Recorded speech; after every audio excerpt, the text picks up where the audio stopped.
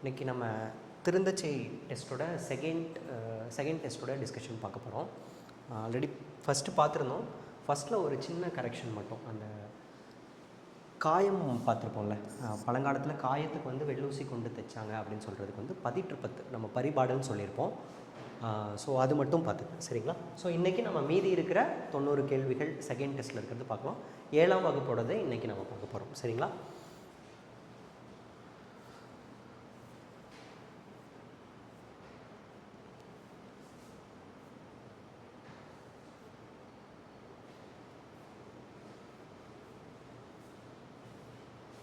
Okay,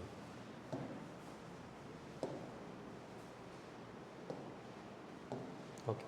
முதல்ல வந்து இந்திய அஞ்சல் துறை உடுமலை நாராயண கவியினுடைய அஞ்சல் தலையை வெளியிட்ட ஆண்டு கேட்டிருக்காங்க, சரிங்களா? ஸோ இது வந்து 2006 வெளியிட்டிருப்பாங்க. முக்கியமாக உடுமலை நாராயண கவியை பற்றி நமக்கு என்னென்ன தெரியணும் அப்படின்றத பார்த்துக்கலாம், சரிங்களா? ஸோ இவர் பகுத்தறிவு கவிராயர் அப்படின்னு சொல்கிறாங்க, சரிங்களா? பகுத்தறிவு கவிராயர், அதாவது திரை இசை பாடல்களில் பகுத்தறிவு கருத்துக்களை மிக அதிக அளவில் கொண்டு வந்து சேர்த்தவராக பார்க்கப்படுகிறார், சரிங்களா? அது ஒன்று. அதே மாதிரி சீர்திருத்த கருத்துக்களை நகைச்சுவையாக சொல்லுவதிலும் வல்லவர். ஸோ இந்த கருத்து ஒன்று பார்க்கப்படுது. இரண்டாவது, திருக்குறள் கருத்துக்களை திரைப்படத்தில் கொண்டு சேர்த்தவராகவும் உடுமலை நாராயண கவி பார்க்கப்படுகிறார், ஓகேங்களா? ஸோ அந்த உடுமலைப்பேட்டைன்னு சொல்லப்படுகிற மேற்கு மாவட்டத்தில் பிறந்தவர், ஓகேங்களா? நாராயண கவினா இந்த பகுத்தறிவு கவிராயர்ன்ற விஷயம் நீ ஞாபகம் வச்சுக்கணும், சரிங்களா? ஓகே. அடுத்து வந்து பின்வரும் பால் வகைகளும் அக்ரிணைக்கு பொருத்தமான பால் வகையை தேர்ந்தெடுத்தல் அப்படின்னு கேட்டிருக்காங்க, சரிங்களா? ஸோ தமிழ் இதில் இலக்கண அமைப்பில் நம்ம திணை அப்படின்றத வந்து உயர்திணை அக்ரிணை அப்படின்னு சொல்லி பிரிப்போம், சரிங்களா? ஸோ இது தமிழ் மொழி வளத்தில் கூட உயர்திணைக்கு ஆப்போசிட் தாழ்த்திணைன்னு தான் வரணும். ஆனால் நம்ம அக்ரிணைன்னு பிரிச்சிருப்போம். அக்ரிணைனா உயர் அல்லாத திணை, அல்லாத திணைன்ற பொருளில் தான் அக்ரிணைன்னு இருக்குது. அப்போ தாழ்த்திணைன்னு வைக்காமல் நம்ம அக்ரிணைன்னு வச்சுருப்போம் அப்படின்ற மாதிரி ஒன்று படிச்சிருப்போம், சரிங்களா? ஸோ அதே மாதிரி பாகற்காயை கசப்பு காய் அப்படின்னு சொல்லாமல் பாகு அல்லாத காய், அதாவது இனிப்பு அல்லாத காய் அப்படின்ற பொருளில் வந்து நம்ம ஆண்டிருப்போம், சரிங்களா? ஸோ இது வந்து ஒரு மொழி வளத்திற்கான ஒரு அடையாளமாக பார்க்கப்படுது. இப்போ நமக்கு தெரியும் உயர்திணையில் 5 வகையான திணைகள். அந்த 5 திணைகளில் உயர்திணையில் ஒரு 3, ஆண்பால், பெண்பால், சரிங்களா? இது வந்து பலர்பால், ஒருமைக்கும் பன்மைக்கும். அதே மாதிரி அக்ரிணையில் நம்ம பார்த்துட்டோம் அப்படின்னா ஒன்றன் பால் பலவின் பால் அப்படின்னு சொல்கிறோம், சரிங்களா? ஒன்றன் பால் பலவின் பால், இது நமக்கு தெரியும், ஓகேங்களா? ஓகே. ஸோ இதில் ஆண்பால் அப்படின்னா இப்போ வந்தான், வந்தாள், வந்தார்கள் அப்படின்ற மாதிரி சொல்கிறோம். ஸோ வந்தது, வந்தன அப்படின்னு சொல்கிறோம். ஒவ்வொன்றுக்குமே ஒரு விகுதி இருக்கும், சரிங்களா? இப்போ வந்து இன் விகுதி ஆணுக்கும், இல் விகுதி பெண்ணுக்கும், சரிங்களா?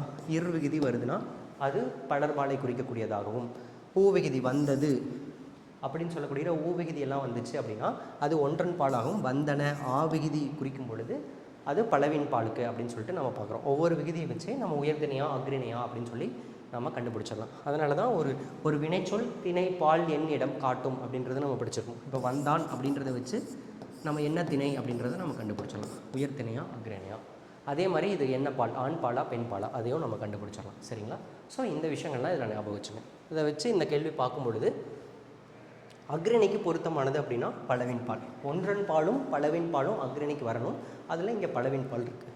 இந்த ஆண் பால் பெண் பால் பலர்பால் எல்லாமே உயர்திணைக்கு வரக்கூடியது, சரிங்களா? இது அதுக்கப்புறம் வந்து பிழையை நீக்கிய சரியான தொடர் கேட்டிருக்காங்க, ஓகேங்களா? ஸோ பசு கன்றை ஈன்றது, இது வந்து ஒன்றன் பால், பசுன்றது, ஓகேங்களா? ஒன்றன் பால், அப்போ இதுதான் சரியானது, ஓகேங்களா? ஸோ இங்கே வந்து ஈன்றனன்னு இருக்குது, இது வந்து பலவின் பாலுக்கு வரக்கூடியது. பசுக்கள் கன்றை ஈன்றன அப்படின்னா அது சரியானதாக இருந்திருக்கும்.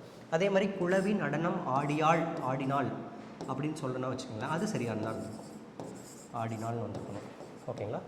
சூழ்ந்து கொண்டன மேகங்கள்னு வந்திருக்கு, ஓகேங்களா? ஸோ இதுதான் இதில் இருக்கிற மிஸ்டேக். இதில் சரியானது அப்படின்னா பசு கன்றை ஈன்றது, ஓகேங்களா? அது பார்த்துக்கேன், ஓகேங்களா? காயிதே மில்லத் அப்படின்ற அரபு சொல்லுக்கு பொருள் வந்து சமுதாய வழிகாட்டி அப்படின்னு சொல்கிறோம், சரிங்களா? ஸோ அந்த பெயருக்கு ஏற்றார் போலே ஒரு மிகச்சிறந்த சமுதாய வழிகாட்டியாக காயிதே மில்லத் இருந்திருப்பார், ஓகேங்களா? பார்ப்போம். நம்ம பகுத்தறிவு கவிராயர் ஆல்ரெடி டிஸ்கஸ் பண்ணோம். உடுமலை நாராயண கவி தான் வந்து நம்ம பகுத்தறிவு கவிராயர் அப்படின்னு சொல்லி சொல்கிறோம், ஓகேங்களா? ஓகே. ஸோ முக்கணி நமக்கு தெரியும், தொகை சொற்களை விரித்தெழுதுதலில் முக்கணி சொன்னோம்னா மாப்பழா வாழை வரும். ஸோ அது போக மாதுளைன்றது இங்கே தவறாக இருக்கக்கூடியது. ஓகேங்களா? ஸோ அதனால் மாதுளை இது நமக்கு தெரிஞ்சதான். ஸோ அடுத்தது ஆங்கில சொல்லை தமிழ் சொல்லாக்குதல், அந்த மொழியாக்கன்றது முக்கியம். ஸோ அதில் வந்து பாருங்கள், தீவுன்றது நமக்கு தெரியும், ஐலேண்ட் சொல்லுவோம். அதே மாதிரி காடுன்றது ஜங்கிள் அப்படின்னு சொல்கிறோம். சரிங்களா? உவமை அப்படின்றது பேரபிள், கம்பேரபிள் அப்படின்னு சொல்கிறோம்ல. ஸோ அந்த பேரபிள்னு வரும். பல்லுயிர் மண்டலன்றது பயோடைவர்சிட்டி. So 3, 4, 2, 1 option C. சரிங்களா? ஓகே. ஸோ அடுத்தது குற்றாலத்தினுடைய சிறப்பை வந்து நூல் துளி தாங்கும் குற்றாலம் அப்படின்னு சொல்லிட்டு சொல்லக்கூடியவராக யார் கேட்குறாங்க. ஓகேங்களா? ஸோ இது வந்து திருநாவுக்கரசர் சொல்லியிருப்பார். ஓகேங்களா? ஸோ இந்த திருநெல்வேலி பகுதியுடைய சிறப்புகளை பற்றி ஒவ்வொரு கவிஞர்களும் என்ன சொல்கிறாருன்னு டிகேசி ஒரு கட்டுரை வடிவத்தில் எழுதியிருப்பார். சரிங்களா? ஸோ திருநெல்வேலி சீமையினுடைய சிறப்புகள் சொல்லும் பொழுது ஸோ அதில் அந்த நூல் துளி தூங்கும் குற்றாலம் அப்படின்னு சொல்லிட்டு, அதாவது அங்கு தெரிக்கிற சின்ன சின்ன திவளைகள்னால இந்த வார்த்தைகளை சொன்னதாக சொல்லப்படும். ஓகேங்களா? ஸோ இது பார்த்து நூல் துளி தாங்கும் குற்றாலம். ஓகே. திரிகூட ராசப்ப கவிராயர் தான் அந்த பல்லு இலக்கியங்கள் எழுதுறது. சரிங்களா? சரி, குறவஞ்சி இலக்கியம், குற்றால குறவஞ்சி எழுதியிருப்பார். ஓகேங்களா? ஸோ அந்த குற்றாலத்தை பற்றி மிக அதிக அளவில் திரிகூட ராசப்ப கவிராயர் தான் குற்றால அந்தாதி பற்றி எழுதுவார். அதுலேயே குறவஞ்சி எழுதியிருப்பார். ஸோ குற்றாலத்தில் இருக்கிற குற்றாலநாதன்ற இறைவனை பற்றி பேசக்கூடியவர். சரிங்களா? ஸோ இதை பார்த்துட்டு ஓகே. அருள்நெறி அறிவை தரலாகும், அதுவே தமிழின் குரலாகும் அப்படின்ற மாதிரி இது வந்து நமக்கு பாடப்பகுதியில் வர நாமக்கல் கவிஞர் ராமலிங்கனாருடைய பாட்டு. ஓகேங்களா? ஸோ இந்த வரிகள் நம்ம லைன்ஸ்லேயே வரும். சரிங்களா? நம்ம பகுதியில் இருக்குது. ஸோ இந்த லைன்ஸ் முக்கியமாக பார்த்து வச்சுங்க, இதிலேருந்து கேட்பாங்க. எளிமையான வரிகள் தான். ஓகேங்களா? அதே மாதிரி பகைவரை வெற்றி கொண்டவரை பாடும் இலக்கியம் அப்படின்றது வந்து பரணி. ஸோ பரணி வந்து சிற்றிலக்கியத்தில் நம்ம சிலபஸில் இருக்குது. 1000 யானை அமரிடை வென்றான், 1000 யானைகளை வென்றவனுக்கு பாடப்படுவது தான் பரணி அப்படின்றது இருக்குது. பரணியினுடைய முதல் பரணின்றது செயங்குண்டார் எழுதிய கலிங்கத்து பரணி. ஓகேங்களா? ஸோ அது ஞாபகம் வச்சுங்க. கலிங்கத்து பரணி எதுக்காக எழுதப்பட்டது? கலிங்க அரசனை வென்றிருப்பாங்க. அதுக்கப்புறம் வந்து அந்த கருணாகர தொண்டைமானும் குலோத்துங்க அரசனை பற்றியும் எழுதக்கூடியதாக இருக்கும். ஸோ பரணி இலக்கியத்தில் மிகச்சிறந்ததாக கருதப்படுகிறது. அதெல்லாமே பரணி சார்ந்து என்னென்ன இருக்காது அதெல்லாம் ஞாபகம் வச்சுக்கோங்க. ஓகேங்களா? ஸோ அதே மாதிரி கலிங்கத்து பரணி தான் எனக்கு மிகவும் விருப்பமான இலக்கியம் அப்படின்னு சொல்லிட்டு அண்ணா சொல்லியிருப்பார். ஓகேங்களா? அண்ணா சொல்லியிருப்பார். அதே மாதிரி தெய்வத்தமிழ் பரணி அப்படின்னு சொல்லிட்டு அப்போது, அதாவது இவருடைய ஜெயங்கொண்டாருடைய சமகாலத்தவரான ஒட்டக்கூத்தர் பரணியை புகழ்ந்து சொல்லியிருப்பார். ஓகேங்களா? ஸோ அதே மாதிரி பரணிக்கு ஒரு ஜெயங்கொண்டார் அப்படின்னு சொல்லிட்டு ஒரு வார்த்தை இருக்கும். ஸோ இது யார் சொல்லுவார்னா பலபட்டடை சொக்கநாத பிள்ளை. இவர் வந்து ஜெயங்கொண்டாரை புகழும் பொழுது பரணிக்கு ஒரு ஜெயங்கொண்டார் அப்படின்ற மாதிரி புகழ்ந்திருப்பார். ஓகேங்களா? ஸோ இதெல்லாமே பரணி சார்ந்து ஞாபகம் வச்சுக்கணும். ஒரு விஷயம் படிக்கும் பொழுது அது சார்ந்து கலெக்டிவாக வேறு என்ன ஃபேக்ட்ஸ் இருக்கோ எல்லாத்தையும் ஞாபகம் வச்சுக்கிட்டிங்கன்னா நம்ம அடுத்தடுத்து கேள்விகளை எதிர்கொள்கிறதுக்கு ஈஸியாக இருக்கும். ஓகே. ஸோ திருக்குறளினுடைய வேறு பெயர்கள் இதெல்லாமே தெரியும். முப்பால்னு சொல்லுவோம், பொய்யாமொழின்னு சொல்லுவோம், தெய்வ நூல் அப்படின்னு சொல்லுவோம். சரிங்களா? ஸோ அதனால் இவை அனைத்தும் எல்லாமே வந்து ஓகேங்களா? Option D. ஓகே. ஸோ பாய்மர கப்பல் அப்படின்ற நூலோட ஆசிரியர் வந்து பாவண்ணி. ஓகேங்களா? படிச்சிருப்பீங்க. ஓகே. ஸோ இது பார்த்தோம். திருநெல்வேலி சீமையும் கவிஞர்களும் அப்படின்ற கட்டுரை எழுதியவர் வந்து டிகே சிதம்பரனார். ரசிகமணின்னு சொல்லுவோம், ரசிகமணி டிகேசி. ஓகேங்களா? ஸோ இவர் நிறையா நம்ம பார்த்துருக்கோம். வட்டத்தொட்டி அப்படின்ற பேரில் வந்து இலக்கிய கூட்டங்கள் நிறைய நடத்துவார். ஓகேங்களா? ஸோ இவருக்கு இன்னும் சிறப்பு பெயர்கள்லாம் இருக்கும். தமிழ் இசை ஆர்வலர், வளர் தமிழ் ஆர்வலர். ஓகேங்களா? வளர் தமிழ் ஆர்வலர் சொல்லுவோம், குற்றால முனின்னு சொல்லுவோம். சரிங்களா? ஸோ இது எல்லாமே இவருக்கான சிறப்பு பெயர்கள். ஞாபகம் வச்சுக்கோம். ஸோ ரசிகமணி பற்றி டிகேசி பற்றி படிக்கும்பொழுது டிகேசி சம்மந்தப்பட்ட மற்ற தகவல்களையும் தொகுத்து வச்சுக்கோங்க. ஓகேங்களா? ஸோ இது அடுத்து இலக்கண பகுதி. ஓகே. தனி நெடிலை தொடர்ந்து வரக்கூடிய குற்றிய லுகரம் அப்படின்னு சொல்லிட்டு. ஸோ குற்றிய லுகரம் அப்படின்றது நமக்கு என்ன தெரியும்? முதல் எதுவாக இருந்தாலும் வார்த்தைகளை பிரிச்சிருங்க. குறுமை கூட்டல் இயல் கூட்டல் உகரம் அப்படின்னு சொல்லுவோம். அதாவது இயல்பாக ஒலிக்கக்கூடிய உகரமானது தன்னுடைய ஓசையிலிருந்து குறுகி ஒலித்தால் குற்றிய லுகரம். ஓகேங்களா? அப்போ தன்னுடைய ஓசை அளவில் அது சரிந்து ஒலிக்கும். பொதுவாக இதை வந்து ஒரு 6 வகையாக பிரிப்போம். சரிங்களா? நமக்கு தெரியும் வன்தொடர், மென்தொடர், இதுலேயே வந்து இடைத்தொடர் வரும்.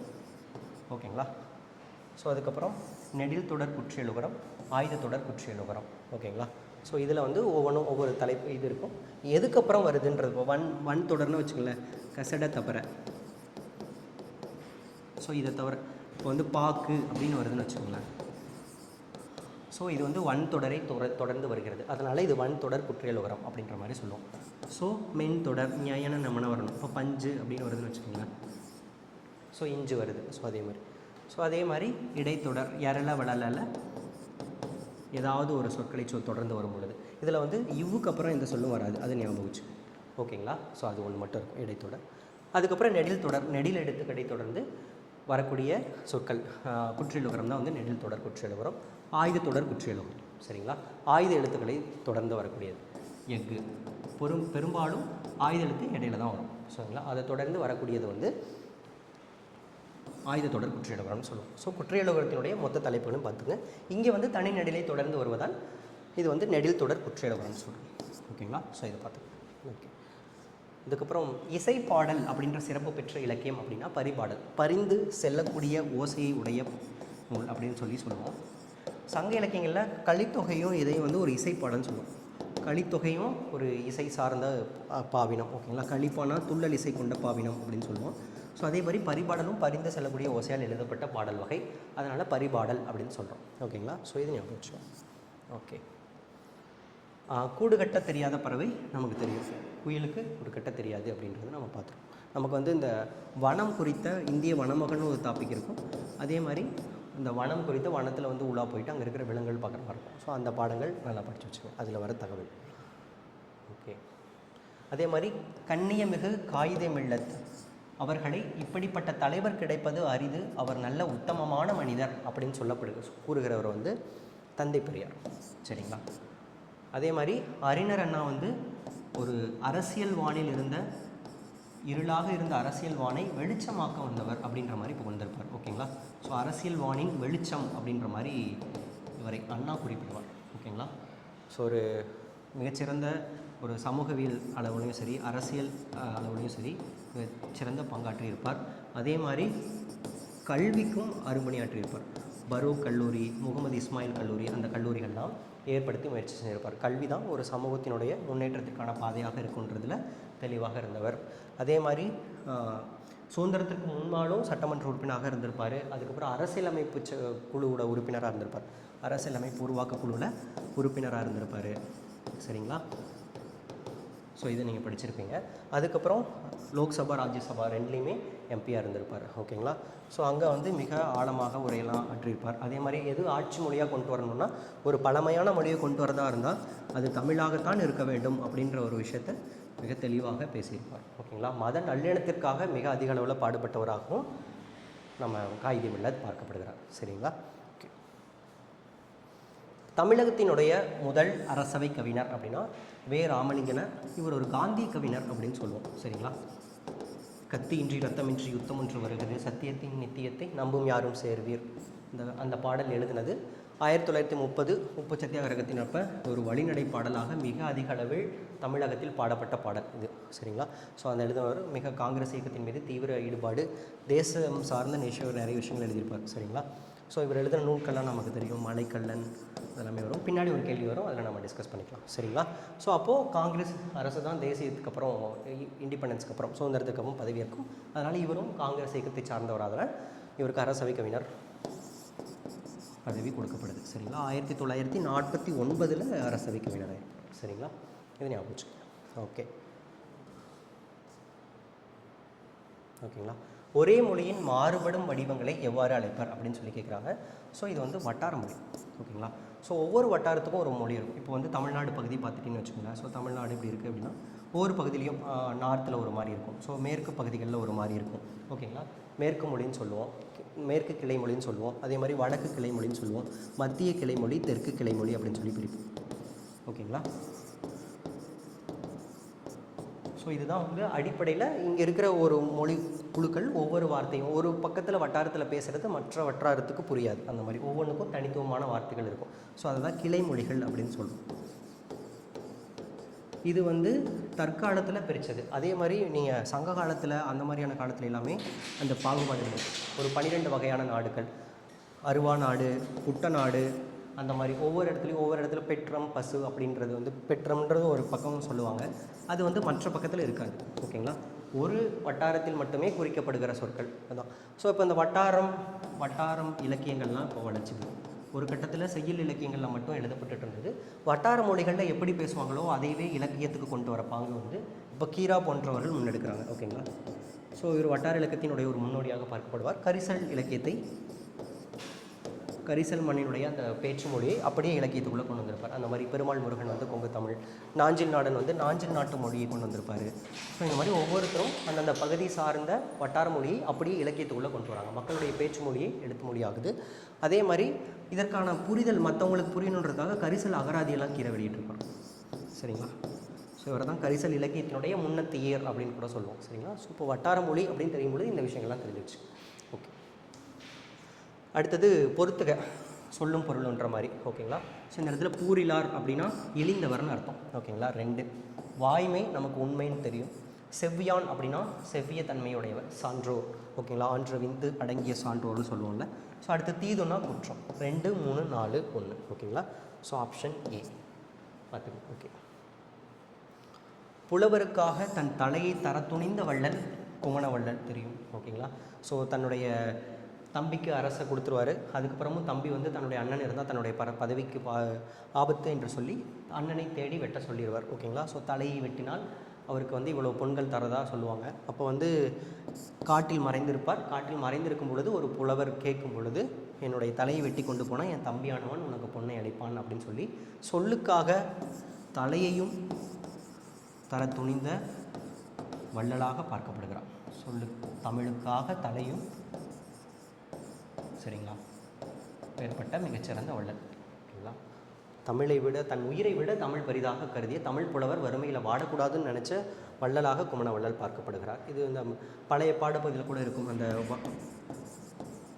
போதும் புலவரே போதும்னு சொல்லிட்டு ஒரு நாடக பகுதி வரும். அதாவது புலவர் வந்து ஒரு குப்பைக்கீரையை சமைத்து சாப்பிட்லான்னு கூட அதுக்கு கூட தாங்கிட்ட உப்பு இருக்காது சமைக்கிறதுக்குன்னு சொல்லும் பொழுது, போதும் புலவரே போதும் உன் நிலை கேட்டு என் மனம் வருந்துகிறது, யாது வேண்டும் தயக்கமின்றி கேளும் அப்படின்னு சொல்லி உரையாடல் தொடரும். சரிங்களா. தமிழ் புலவரின் வாழ்வை அளிக்கும் வறுமையை இந்த குமணவள்ளல் ஒருபோதும் அனுமதிக்க மாட்டேன் அப்படின்னு சொல்லியிருப்பார். அதாவது அவர் அரசாட்சியில் இருக்கும் பொழுது. ஸோ அப்படிப்பட்ட பெருமை வாய்ந்தவராக குமணவள்ளல் பார்க்கப்படுகிறார். சரிங்களா. அடுத்தது, பொருள் பெற யாரையும் புகழாது போற்றாதோரையும் இகழாது. இந்த நாமக்கல் கவிஞருடைய பாட்டு தான் நம்ம முன்னாடியே படித்தோம்ல, இந்த மாதிரி. ஸோ இந்த நாமக்கல் கவிஞருடைய பாட்டு. ஸோ இதில் வந்து நமக்கு என்ன கேட்டிருக்காங்கன்னா முரண் சொற்கள். முரண் சொற்கள் பொழுது புகழாது இகழாது இந்த ரெண்டுமே முரணாக இருக்கிறதில்ல. ஸோ அந்த முரண் சொற்கள். ஓகே. அடுத்தது கோப்பெருநற்கிள்ளி. இது ஒரு சோழ அரசர். சோழ அரசரினுடைய செவிலித்தாய் அப்படின்றது வந்து இப்போது நம்ம சங்க இலக்கியங்களை எப்பவுமே பார்ப்போம். நற்றாய், அதுக்கப்புறம் செவிலித்தாய். சரிங்களா. செவிலித்தாய்ன்றது ஒரு வளர்ப்பு தாய் மாதிரி. இப்போ நம்ம முன்ன கூட டிஸ்கஸ் பண்ணிப்போம். அந்த கலை சொற்கள் அப்படின்றது வந்து இலக்கியங்கள்லேருந்து எடுத்தாலும். ஓகேங்களா. இப்போது செவிலியர்ன்ற வார்த்தை வந்து இந்த மாதிரி சங்க இலக்கியத்திலேருந்து தான் எடுத்து நர்ஸுக்கு சொல்கிறோம். ஸோ அவர்கள் கவனித்துக் கொள்வதால், அதாவது நோயாளிகளை கவனித்துக் கொள்கிறோம். ஸோ அதனால் நர்ஸை வந்து செவிலியர் அப்படின்னு சொல்கிறது வந்து இந்த செவிலித்தாய்ன்ற வார்த்தையிலேருந்து தான் வந்துச்சு. ஓகேங்களா. ஸோ காவற்பெண்டு வந்து கோப்பெருநற்கிள்ளியுடைய செவிலித்தாயாக இருந்திருப்பாங்க. ஓகேங்களா. புறநானூற்றில் ஒரே ஒரு பாட்டு மட்டும் எழுதியிருக்காங்க. காவற்பெண்டு புறநானூற்றில் ஒரே ஒரு பாட்டு, குடி தங்கிய குகைன்னு சொல்லிட்டு. ஸோ அந்த பாடலோட வரிகள் பின்னாடி வரும், நாம் அப்போ டிஸ்கஸ் பண்ணிக்கலாம். ஓகேங்களா. ஓகே. அடுக்கு தொடரில் ஒரு சொல் எத்தனை முறை வரை அடுக்கி வரலாம். ஓகேங்களா. ஸோ 2, 3, 4 வரைக்கும். ஓகேங்களா. வாழ்க வாழ்க வாழ்க, வாழிய வாழிய வாழிய, அந்த மாதிரி சொல்கிறோன்னு வச்சுக்கோங்களேன். ஸோ இந்த பிரித்தால் பொருள் தரக்கூடியது அடுக்கு தொடர். ஓகேங்களா. ஸோ இரட்டை கிளவி பிரித்தால் பொருள் தராது அப்படின்றது நமக்கு தெரியும். சல சல அந்த மாதிரி சொல்கிறது. ஓகேங்களா.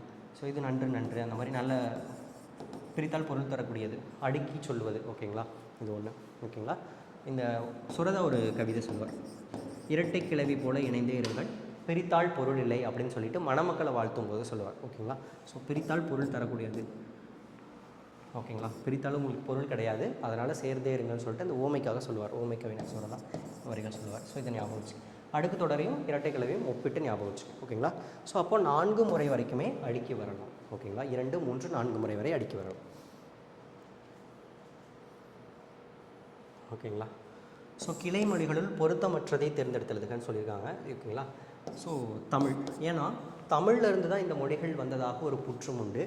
இன்னொன்று என்ன சொல்கிறாங்கன்னா, மூலத்திராவிடம்னு ஒரு மொழி இருந்துச்சு. ஓகேங்களா. புரோட்டோ டிராவிடியன் அப்படின்னு சொல்லுவாங்க. மூலத்திராவிடம்னு ஒரு மொழி இருந்துச்சு. ஸோ அதில் இருந்து தான் தமிழ் தெலுங்கு, கன்னடம் வந்ததாக கூறப்படுகிறது. சரிங்களா? அந்த மூல திராவிடத்தினுடைய பெரும்பான்மையான கூறுகளை தமிழ் தக்க வைத்துக்கொள்ளது. ஒரு 80% கூறுகளை அப்படியே வச்சிருக்கு அப்படின்ற மாதிரி. அதாவது தமிழிலிருந்து தான் தெலுங்கோ கன்னடமோ வந்தது என்று கூறுவதற்கு பதிலாக இவங்க என்ன பண்ணுறாங்கன்னா, இந்த மொழியியல் ஆராய்ச்சியாளர்கள்லாம் தமிழ், தெலுங்கு, கன்னடம், மலையாளம் இந்த மொழிகள்லாம் வச்சு இதுக்கு இருக்கிற ஒரு பொதுமை கூறுகளை எல்லாம் முதல்ல கண்டுபிடிக்கிறாங்க. சரிங்களா? ஸோ அந்த பொதுவான கூறுகளை வச்சு இந்த பொதுவான கூறுகளை கொண்ட ஒரு மொழி ஆரம்பத்தில் இருந்திருக்கலாம். அதுக்கப்புறம் காலப்போக்கில் புவியியல் மாற்றத்தினால, மக்கள் அரசியல் சமூக மாற்றத்தினால இந்த மொழிகள் வேறு வேறு வடிவம் பெற்றிருக்கும். அப்படித்தான் தமிழ், தெலுங்கு, கன்னடம் உருவாச்சு. ஸோ அந்த மொழிகளில் பெரும்பான்மையான மூலத்திராவிடத்தினுடைய பண்புகளை தமிழ் வைத்துள்ளது அப்படின்ற மாதிரி கருத்து சொல்லுவாங்க. சரிங்களா? இது ஞாபகம் வச்சுங்க. ஸோ தமிழுடைய ஒரு கிளைமொழியாக தான் மலையாளம் இருக்கும். ஓகேங்களா? மேற்கு கிளைமொழி சேரநாடு பகுதிகளில் இருக்கும். ஆனால் புவியியல் வேறுபாடுகள், ஓகேங்களா? ஸோ மேற்கு தொடர்ச்சி மலைகள் அந்த இரண்டையும் பிரிக்குது. அதுக்கப்புறம் அரசியல் சூழ்நிலைகள் எல்லாம் மாற மாற அதே மாதிரி மலையாளத்து கூட சமஸ்கிருத மொழிகள் இதெல்லாமே சேரும் பொழுது அது ஒரு தனி மொழியாக பிற்காலத்தில் வளர்ச்சி பெறுகிறது. ஓகேங்களா? ஸோ அடிப்படையில் இவையெல்லாம் ஒரே மொழியிலிருந்து தோன்றியிருக்கலாம்னு சொல்லுவாங்க. அப்புறம் தமிழிலிருந்து தான் மற்ற மொழி. தமிழினுடைய செவ்வியல் பண்புகளில் தாய்மைன்றது ஒரு பண்பு இருக்குது. ஓகேங்களா? ஸோ தாய்மைன்றது ஒரு பண்பு இருக்குது. அப்போது தெற்கில் இருக்கிற திராவிட மொழிகளுக்கு தமிழ் தான் தாய்மொழியாக இருந்திருக்குன்ற ஒரு கருத்து இருக்குது. அதன் அடிப்படையில் பார்க்கும் பொழுது தமிழ் கிளைமொழி கிடையாது. தமிழ் ஒரு முதன்மை மொழி, தாய்மொழி. ஓகேங்களா? பல மொழிகளுக்கு தாய்மையாக இருக்கக்கூடிய மொழி. அதை ஞாபகம் வச்சுக்கோங்க. ஓகே. ஸோ இது மரபு சொற்கள் மாதிரி. நாற்றை நடுதல் அப்படின்னு தான் சொல்லுவோம். சரிங்களா? அதே மாதிரி நீர் பாய்ச்சுதல் அப்படின்னு தான் சொல்லுவோம். கதிர் அறுத்தல் சொல்லுவோம். கதிர். ஓகேங்களா? ஸோ களை பறித்தல். களை இந்த களை. சரிங்களா? களை பறித்தல். 3, 4, 2, 1. ஓகேங்களா? Option C. ஓகேங்களா? ஸோ வேணுவனம் அப்படின்ற சொல்லினுடைய பொருள் வந்து மூங்கில் காடு. ஓகேங்களா? திருநெல்வேலியை நெல்வேலி, நெல் மணிகளால் சூழப்பட்டது, நெல் பயிரிடப்பட்டது. ஓகேங்களா? ஸோ அங்கே ஒரு மூங்கில் அரிசின்னு ஒரு அரிசி இருக்கும். சரிங்களா? அது பயிரிடப்பட்டதுனால கூட வேணுவனம்னு சொல்லப்பட்டிருக்கலாம். வேணுவனம்னா மூங்கில் காடுன்னு பார்த்தோம்னா, ஸோ மூங்கில் அரிசிகள் அங்கே பயிரிடப்பட்டதால். அதே மாதிரி நெல் வந்து திருநெல்வேலி சுற்றி நெல் பயிரிடப்பட்டதாக, நெல்லே விளைவிக்கப்பட்டது ஒரு வேலி போன்று இருப்பதால் திருநெல்வேலின்ற பெயர் வந்திருக்கலாம் அப்படின்னு சொல்லப்படுது. ஓகேங்களா? ஸோ வேணுவனம் என்று குறிக்கப்படுவதும் திருநெல்வேலி தான். ஓகேங்களா? ஓகே.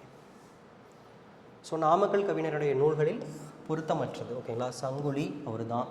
மலைக்கல்லன் இதுதான் பிற்காலத்தில் திரைப்படமாக எடுக்கப்பட்டிருக்கும். எம்ஜிஆர் நடித்து திரைப்படமாக எடுக்கப்பட்டிருக்கும்.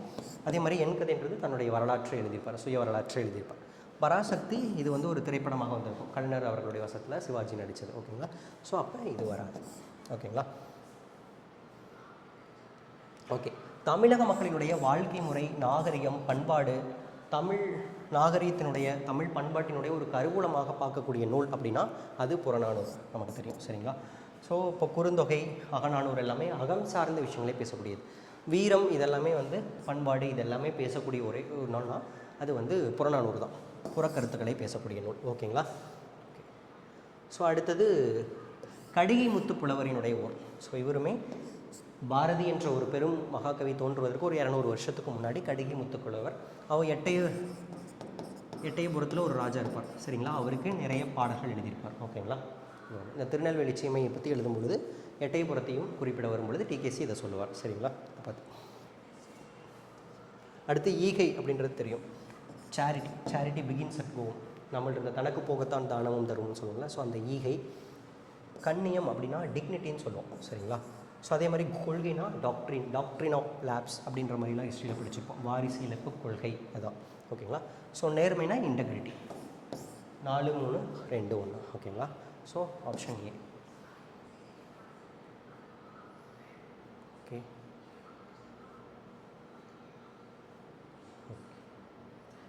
எளிய மொழியால் தமிழ் நூல்கள் எழுதிடவும் வேண்டும், இலக்கண நூல் புதிதாக அமைந்திடவும் வேண்டும், செந்தமிழை செழுந்தமிழாய் காண வேண்டும் அப்படின்னு சொல்லியிருப்பார். செந்தமிழ் செழுமையான தமிழாக காண வேண்டும், இதெல்லாம் செய்யணும்னு சொல்லிட்டு ஒவ்வொரு விஷயங்களாக சொல்லியிருப்பார். பிற நாட்டு நூல்கள் எல்லாம் தமிழ் மொழியில் மொழிபெயர்க்கப்பட வேண்டும் அப்படின்ற கருத்து எல்லாமே சொன்னது பாரதிதாசன். ஓகேங்களா? செந்தமிழை செழுந்தமிழாய் காண விரும்பியவர் அப்படின்னா அது பாரதிதாசன். அந்த பாடலில் தான் ஒவ்வொன்றா சொல்லுவார். இலக்கண நூல்கள் புதுதாக எழுதுங்க, அதே மாதிரி எளிய மொழியில் தமிழ் நூல்கள் எழுதுங்க, பிற மொழிகளில் இருக்கிற பிற துறை சார்ந்த நூல்களை தமிழ் மொழிக்கு கொண்டு வாங்க அப்படின்ற மாதிரி சொல்லியிருப்பாங்க. சரிங்களா?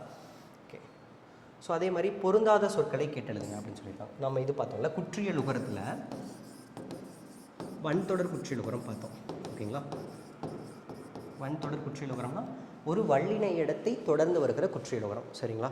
ஸோ இப்போ இங்கே பாருங்கள், கசடத்து அப்புறம் தான் வல்லின எழுத்து. ஓகேங்களா? இது டா இருக்குது, தா இருக்குது. ஓகேங்களா?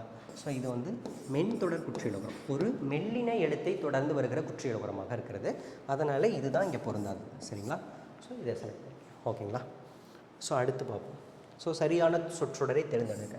ஓகேங்களா? ஸோ எல்லாத்தையும் படித்து பார்க்கும்பொழுது மிகச்சரியானது அப்படின்னா, அன்னையே உன் மகன் எங்கு உள்ளான், இதுதான் சரியாக பொருந்தக்கூடியதாக இருக்குது. இதெல்லாம் ஒவ்வொன்றுமே கேள்வி அமைப்பே சரியாக இல்லாதாக இருக்கும், மற்றதெல்லாம் படிச்சிக்கலாம். ஓகேங்களா? ஸோ இது உங்களுக்கு படித்தாலே பொருள் தெரியக்கூடியது. ஓகே, கண்டுபிடிக்கலாம்.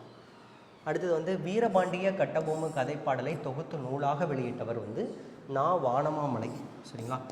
தமிழ் நாட்டுப்புறவியல், ஃபோக் லிட்ரேச்சர் இல்லை ஃபோக் அந்த இதில் இருக்கிற லிட்ரேச்சர் எல்லாத்தையும் தொகுக்கிறதுக்கு ஒரு மிகப்பெரிய பணியாற்றியவர் நா. வானமாமலை. சரிங்களா? அளப்பரிய முத்துப்பட்டன் கதை போன்ற பெரிய மக்கள் மத்தியில் ஒரு நாட்டுப்புற கதை வடிவத்தில் நிறையா இருக்கும். மதுரை வீரன் கதை, இது எல்லாத்தையுமே தொகுத்து அவர் ஒரு நூலாக பதிப்பித்து வெளியிடுறார். சரி, இது ஒன்று. அதே போல் கீவாஜா நாட்டுப்புற பாடல் இருக்கும்ல, தொழிலாளர் பாட்டு, ஏற்றப்பாட்டு, குழந்தை பாட்டு, தாலாட்டு பாட்டு, ஒப்பாரி பாட்டு, இந்த பாடல்லையே ஒரு 12 13 வகை இருக்கும். இது எல்லாத்தையும் தொகுப்பிட்டு மலையருவி அப்படின்ற பேரில் வெளியிடுறாரு. ஓகேங்களா? ஸோ உங்களுக்கு நாட்டுப்புறவியல் அப்படின்னாலே 2 பேர் கண்டிப்பாக ஞாபகத்துக்கு வந்துடணும். ஒன்று வானமாமலை, இன்னொன்று கீவாஜா. கீவாஜா மலையருவின்ற நூல் முழுக்க முழுக்க நாட்டுப்புற பாடல். இவர் வந்து நாட்டுப்புற இலக்கியங்கள், ஒரு கதை பாடலாக இருக்கலாம், ஒரு இப்போ பாடுகிற வில்லுப்பாட்டு எல்லாமே அந்த கதைப்பாடல் வகையை சார்ந்தது. சரிங்களா? ஸோ அந்த மாதிரி மற்ற இலக்கியங்களை, நாட்டுப்புறம் சார்ந்த மற்ற இலக்கியங்கள் எல்லாத்தையுமே தொகுத்து பதிப்பிட்டு வெளியிடுவராக நா. வானமாமலை இருந்திருப்பார். சரிங்களா? ஸோ அதில் ஒன்று தான் வீரபாண்டிய கட்டபொம்மு கதைப்பாடல். அதாவது மக்கள் மத்தியில் சொல்லப்பட்டுக்கிட்டே இருந்திருக்கும் அடுத்தடுத்த தலைமுறைகளுக்கும். அதை பதிவு செய்தவர் அப்படின்னா வானமாமலை. ஓகேங்களா? இது புலி சேர்ந்து போகிய கல் அலை. சரிங்களா? அலைன்னு வரும்.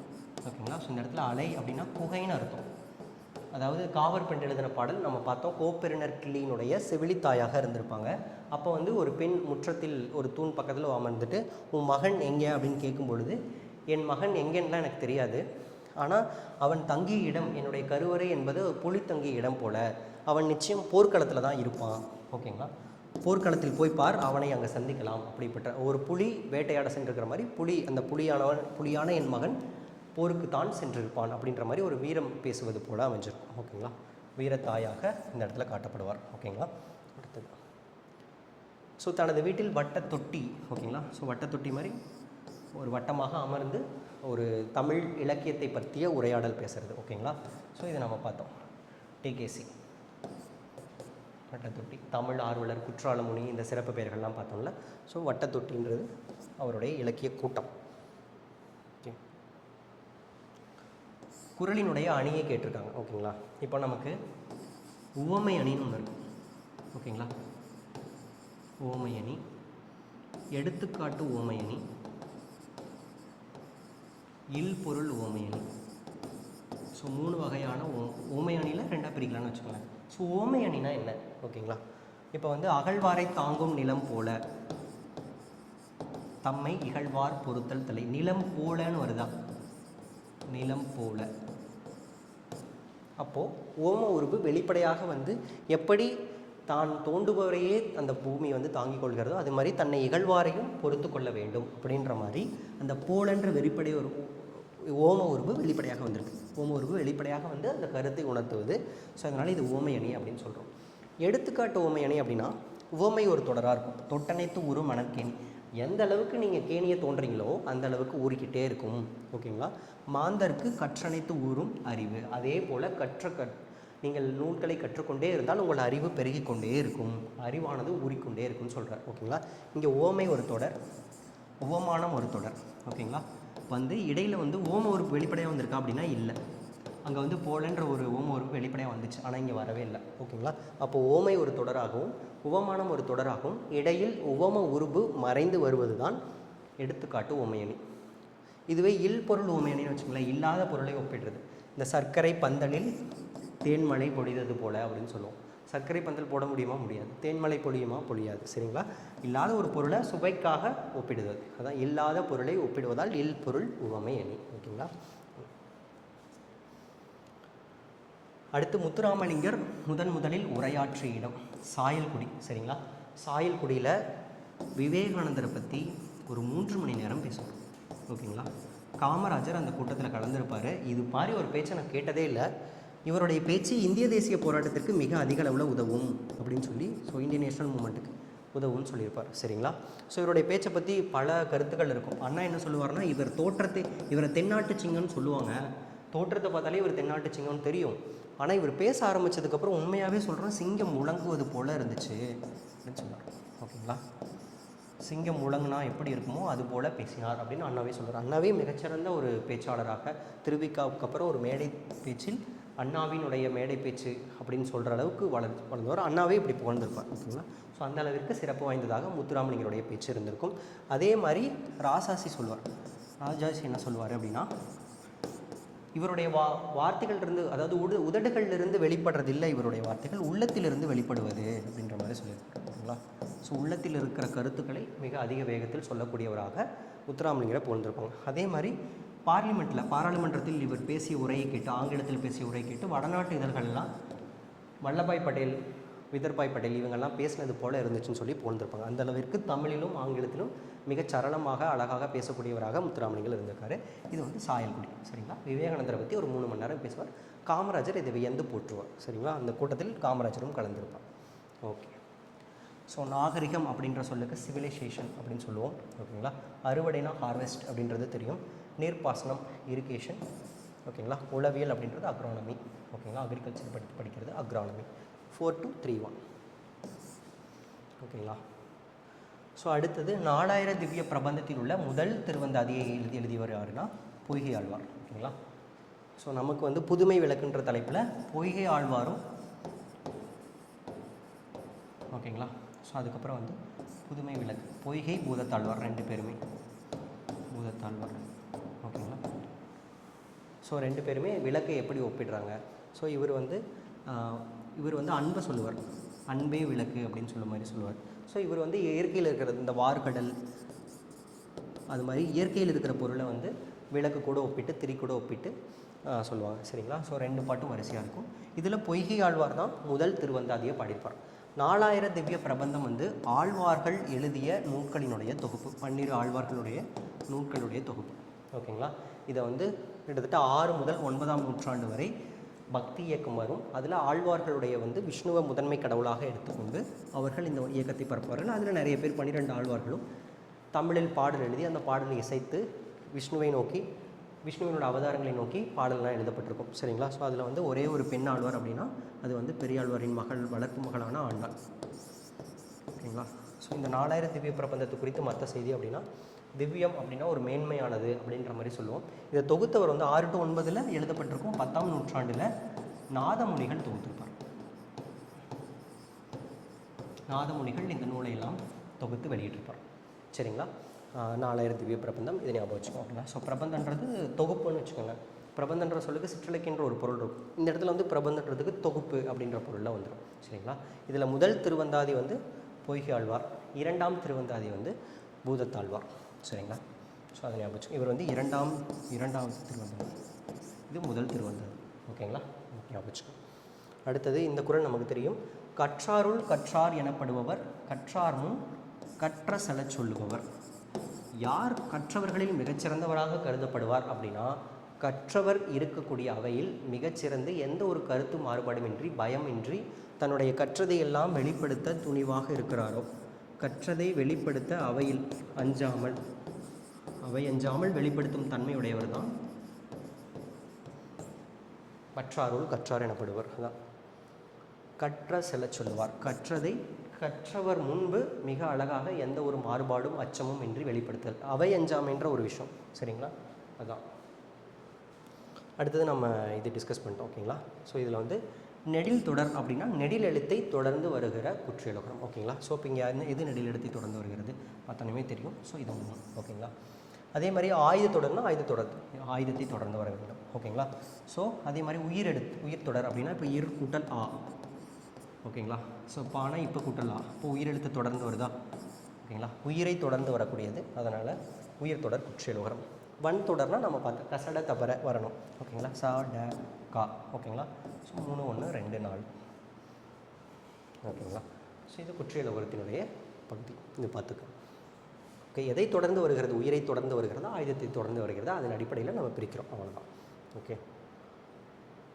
இப்போ தான் நம்ம பார்த்தோம் திருமாலை போற்றி ஆழ்வார்கள் பாடிய பாடலினுடைய தொகுப்பு 4000 திவ்ய பிரபந்தம், தொகுத்தவர் நாதமுனிகள். இதே மாதிரி சைவம் இதே இதில் வரும். அப்பர் தொடங்கி வைப்பார், சரிங்களா? அப்பர், சம்பந்தர், சுந்தரர், மாணிக்கவாசகர், இவங்க 4 பேரையும் சைவ சமயக்குறவர்கள்னு சொல்லுவோம். அது போக மொத்தம் 63 நாயன்மார்கள், ஓகேங்களா? 63 நாயன்மார்கள், ஒரே பெண் நாயன்மார் காரைக்கால் அம்மையார். ஸோ இவங்களுடைய தொகுப்பு 12 திருமுறைகள், ஓகேங்களா? 12 திருமுறைகள். 12 திருமுறைகளில் முதல் 7 திருமுறைகளை தேவாரம் அப்படின்ற பேரில் சொல்லுவோம், ஓகேங்களா? ஸோ இந்த 7 திருமுறைகளில் முதல் 3 திருமுறையை திருஞான சம்பந்தரும், அடுத்த 3 திருமுறையை திருநாவுக்கரசரும், கடைசி ஒரு திருமுறையை சுந்தரரும் பாடியிருப்பாங்க, ஓகேங்களா? ஸோ இவங்க 3 பேர் பாடினது தான் தேவாரம்னு சொல்கிறோம். முதல் 7 திருமுறை, 8ஆம் திருமுறையை மாணிக்கவாசகர் பாடியிருப்பார், ஓகேங்களா? ஸோ இது ஞாபகம் வச்சு. ஓகே, ஸோ தேவாரம் 12 திருமுறைகள் ஞாபகம் வரணும். இங்கேனா 4000 திவ்ய பிரபந்தம் வைணவத்துக்கு ஞாபகம் வரணும், ஓகேங்களா? பக்தி இலக்கியங்களே இது முக்கியமானது. ஓகே, செல்வத்து பயனே ஈதல் இவ்வடிகள் பயின்று வரும் நூல் இது அப்படின்னு பார்க்கணும், ஓகேங்களா? ஸோ உண்பது நாளி உடுப்பவை இரண்டே, ஒரு மிகச்சிறந்த ஒரு தமிழ் இலக்கியத்தினுடைய இப்படி யாதும் ஒரு யாவரும் கேள்வி பேசுகிறோமோ அதே மாதிரி இதுவும் உடுப்பவை இரண்டே. ஒன்றும் இல்லைங்க, இது வந்து நக்கீரர் எழுதின பாட்டு. என்ன சொல்லுவார் அப்படின்னா, நீ ஒரு மிகப்பெரிய அரசனாக இருந்துட்டு போ, இந்த உலகமே புகழக்கூடிய இந்த ஞானத்தையே ஆளக்கூடிய ஒரு அரசனாக இருந்துட்டு போ. இல்லை இன்னொரு பக்கம் ஒரு அரசன், இன்னொரு பக்கம் கடுமா பார்க்கும் கற்றாதவர், கல்லாத ஒருத்தன், அதாவது ஒரு வேட்டையாடித்தான் அன்னைக்கு அந்த பசியை ஆற்றக்கூடிய ஒரு இடத்துல இருக்கவன், சரிங்களா? கடுமா பார்க்கும் கல்லாதவர்னு ஒரு லைன் வரும், சரிங்களா? இவங்க 2 பேர் இருக்காங்க. இவங்களுக்கு எவ்வளோ வசதிகள் இருந்தாலும் சாப்பிட போகிறதுன்றது 9 நாளினா ஒரு 2-3 கையளவு தான் சாப்பிட முடியும். அப்போவா கொடுத்தது 2 துணி தான் உடுத்த முடியும், சரிங்களா? அப்படி இருக்கிற பட்சத்தில் அதுக்கு மேலே நீ ஏன் செல்வத்தை குவிக்கிற? உன்னுடைய செல்வத்தை எல்லாம் பிறருக்கு கொடு, செல்வத்து பயனே ஈதல் துய்ப்போம் எனினே தப்புனர் பலவே. சரி, நான் பின்னாடி கொடுத்துக்கலான்னு நினச்சி இறந்து போனவர்கள் பலர் இருக்காங்க, அதனால் இப்போவே நீ கொடுக்க ஆரம்பி அப்படின்ற மாதிரி சொல்லியிருக்காங்க, ஓகேங்களா? நீ எவ்வளவு சம்பாதிச்சாலும் 9 நாளி உடுப்பவே 2. பணம் அதிகமாக இருக்குன்றக்காக நிறையா சாப்பிட முடியுமா அப்படின்னா கிடையாது, ஓகேங்களா? ஸோ மனித உடலுக்கு எவ்வளோ தேவையோ அவ்வளோதான் சாப்பிட முடியும். 2 துணிக்கு மேலே மேலாடை கீழாடைக்கு மேலே வேறு துணி போட முடியுமா அப்படின்னா இல்லை. பணம் இருக்குன்றக்காக மேலேயே போட முடியும் கிடையாது, சரிங்களா? ஆதலால் செல்வத்தை ஈதல் வேண்டும் அப்படின்றது கருத்து. செல்வத்தினுடைய பயனே பிறருக்கு கொடுத்தல் தான் அப்படின்ற மாதிரி. இதில் வந்து நமக்கு ஒப்புரவு நெறி, ஒப்புரவுனா பிறருக்கு உதவி செய்தல் அப்படின்றது அந்த பாடத்தில் வரக்கூடியது, ஓகேங்களா? ஸோ இது ஞாபகம் வச்சுக்கோங்க. உலகம் உண்ண உண் உடுத்த உடு அப்படின்னு சொன்னது வந்து பாரதிதாசன். ஸோ இதுவும் அதே கருத்தை ஒட்டி வருவது தான், ஓகேங்களா? ஸோ உலகத்திற்கு தேவைப்படுற மாதிரி, அதே மாதிரி உடுத்த உடுப்பாய், உலகமெல்லாம் உடுத்து நீயும் உடுப்பாய் அப்படின்ற மாதிரி சொல்கிறாங்க, ஓகேங்களா? நீ மட்டும் எல்லாத்தையும் குவித்து கொள்ளாதே அப்படின்ற கருத்து, ஓகேங்களா?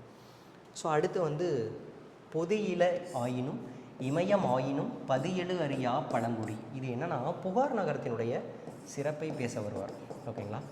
ஸோ அப்படி பேசும்பொழுது புகார் போற்றுதும் புகார் நகரம் போற்றுதும் அப்படின்ற கருத்து சொல்ல வரும்பொழுது, ஸோ இதில் வந்து என்ன சொல்லுவார் அப்படின்னா, பொதிகை மலை ஆயினாலும் இமயமலை என்றாலும் எப்படி வந்து அங்கு வாழுகிற மக்கள் எங்கேயுமே நீங்கி செல்லாத அளவிற்கு அங்கே வளம் இருந்தது, அதே மாதிரி புகார் நகரத்துலையும் அப்படி தான். மக்கள் எங்கேயுமே நீங்கி போக வேண்டியதில்லை. ஒரு இடத்துல பொருள் இல்லை, வளம் இல்லைன்னா தான் மைக்ரேஷன் சொல்லப்படுகிற அந்த இடப்பெயர்வும் நடைபெறும், ஓகேங்களா? ஆனால் புகார் நகரத்தில் செல்வங்கள் செழிந்து இருந்ததுனால, மக்களுக்கு தொழில் வளம் இருந்ததால் அவங்களுக்கு எங்கே போக வேண்டிய தேவையும் இல்லை அப்படின்னு சொல்லி புகாரை போற்றும் பொழுது சிலப்பதிகாரத்தில் வரக்கூடிய வரிகள் இது, சரிங்களா? பார்த்துக்க. முத்துராமலிங்கர் நடத்தி இதழின் பெயர் நமக்கு தெரியும். நேதாஜி மேலே அதீத பற்று கொண்டிருப்பார். அதே மாதிரி அவர் ஆரம்பித்த ஐஎன்ஏக்கு இவருடைய தூண்டுதலால் தமிழகத்திலிருந்து மிக அதிகமானோர் கலந்திருப்பாங்க, சரிங்களா? அவருடைய ஃபார்வர்ட் பிளாக் கட்சியில் இருந்திருப்பார், ஓகேவா? நேதாஜி தன்னுடைய அரசியல் குருவாக ஏற்றிருப்பார். அவருடைய அழைப்பை ஏற்று நேதாஜி தமிழ்நாட்டிற்கு ஒரு முறை வந்திருப்பார், சரிங்களா? ஸோ அதனால் நேதாஜின்ற ஒரு இதழ் தொடங்கி நடத்துவார், சரிங்களா? இது பார்த்துக்க. ஓகே, வேளாண் வேதம் என்று அழைக்கப்படும் நூல் நமக்கு வந்து தொடர்பும் இல்லை நூலின் ஆசிரியரின் சிறப்புகள் அப்படின்னு சொல்லிட்டு ஒரு சிலபஸில் ஒரு லைன் இருக்கும், சரிங்களா?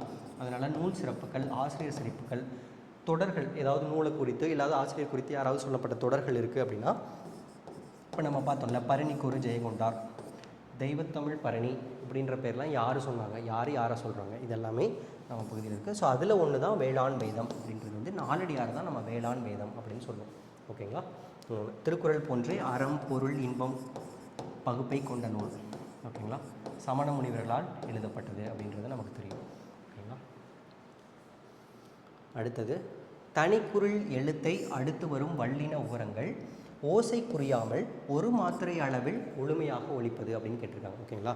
நம்ம ஆல்ரெடி குற்றியல் உகரம் பார்த்தோம்.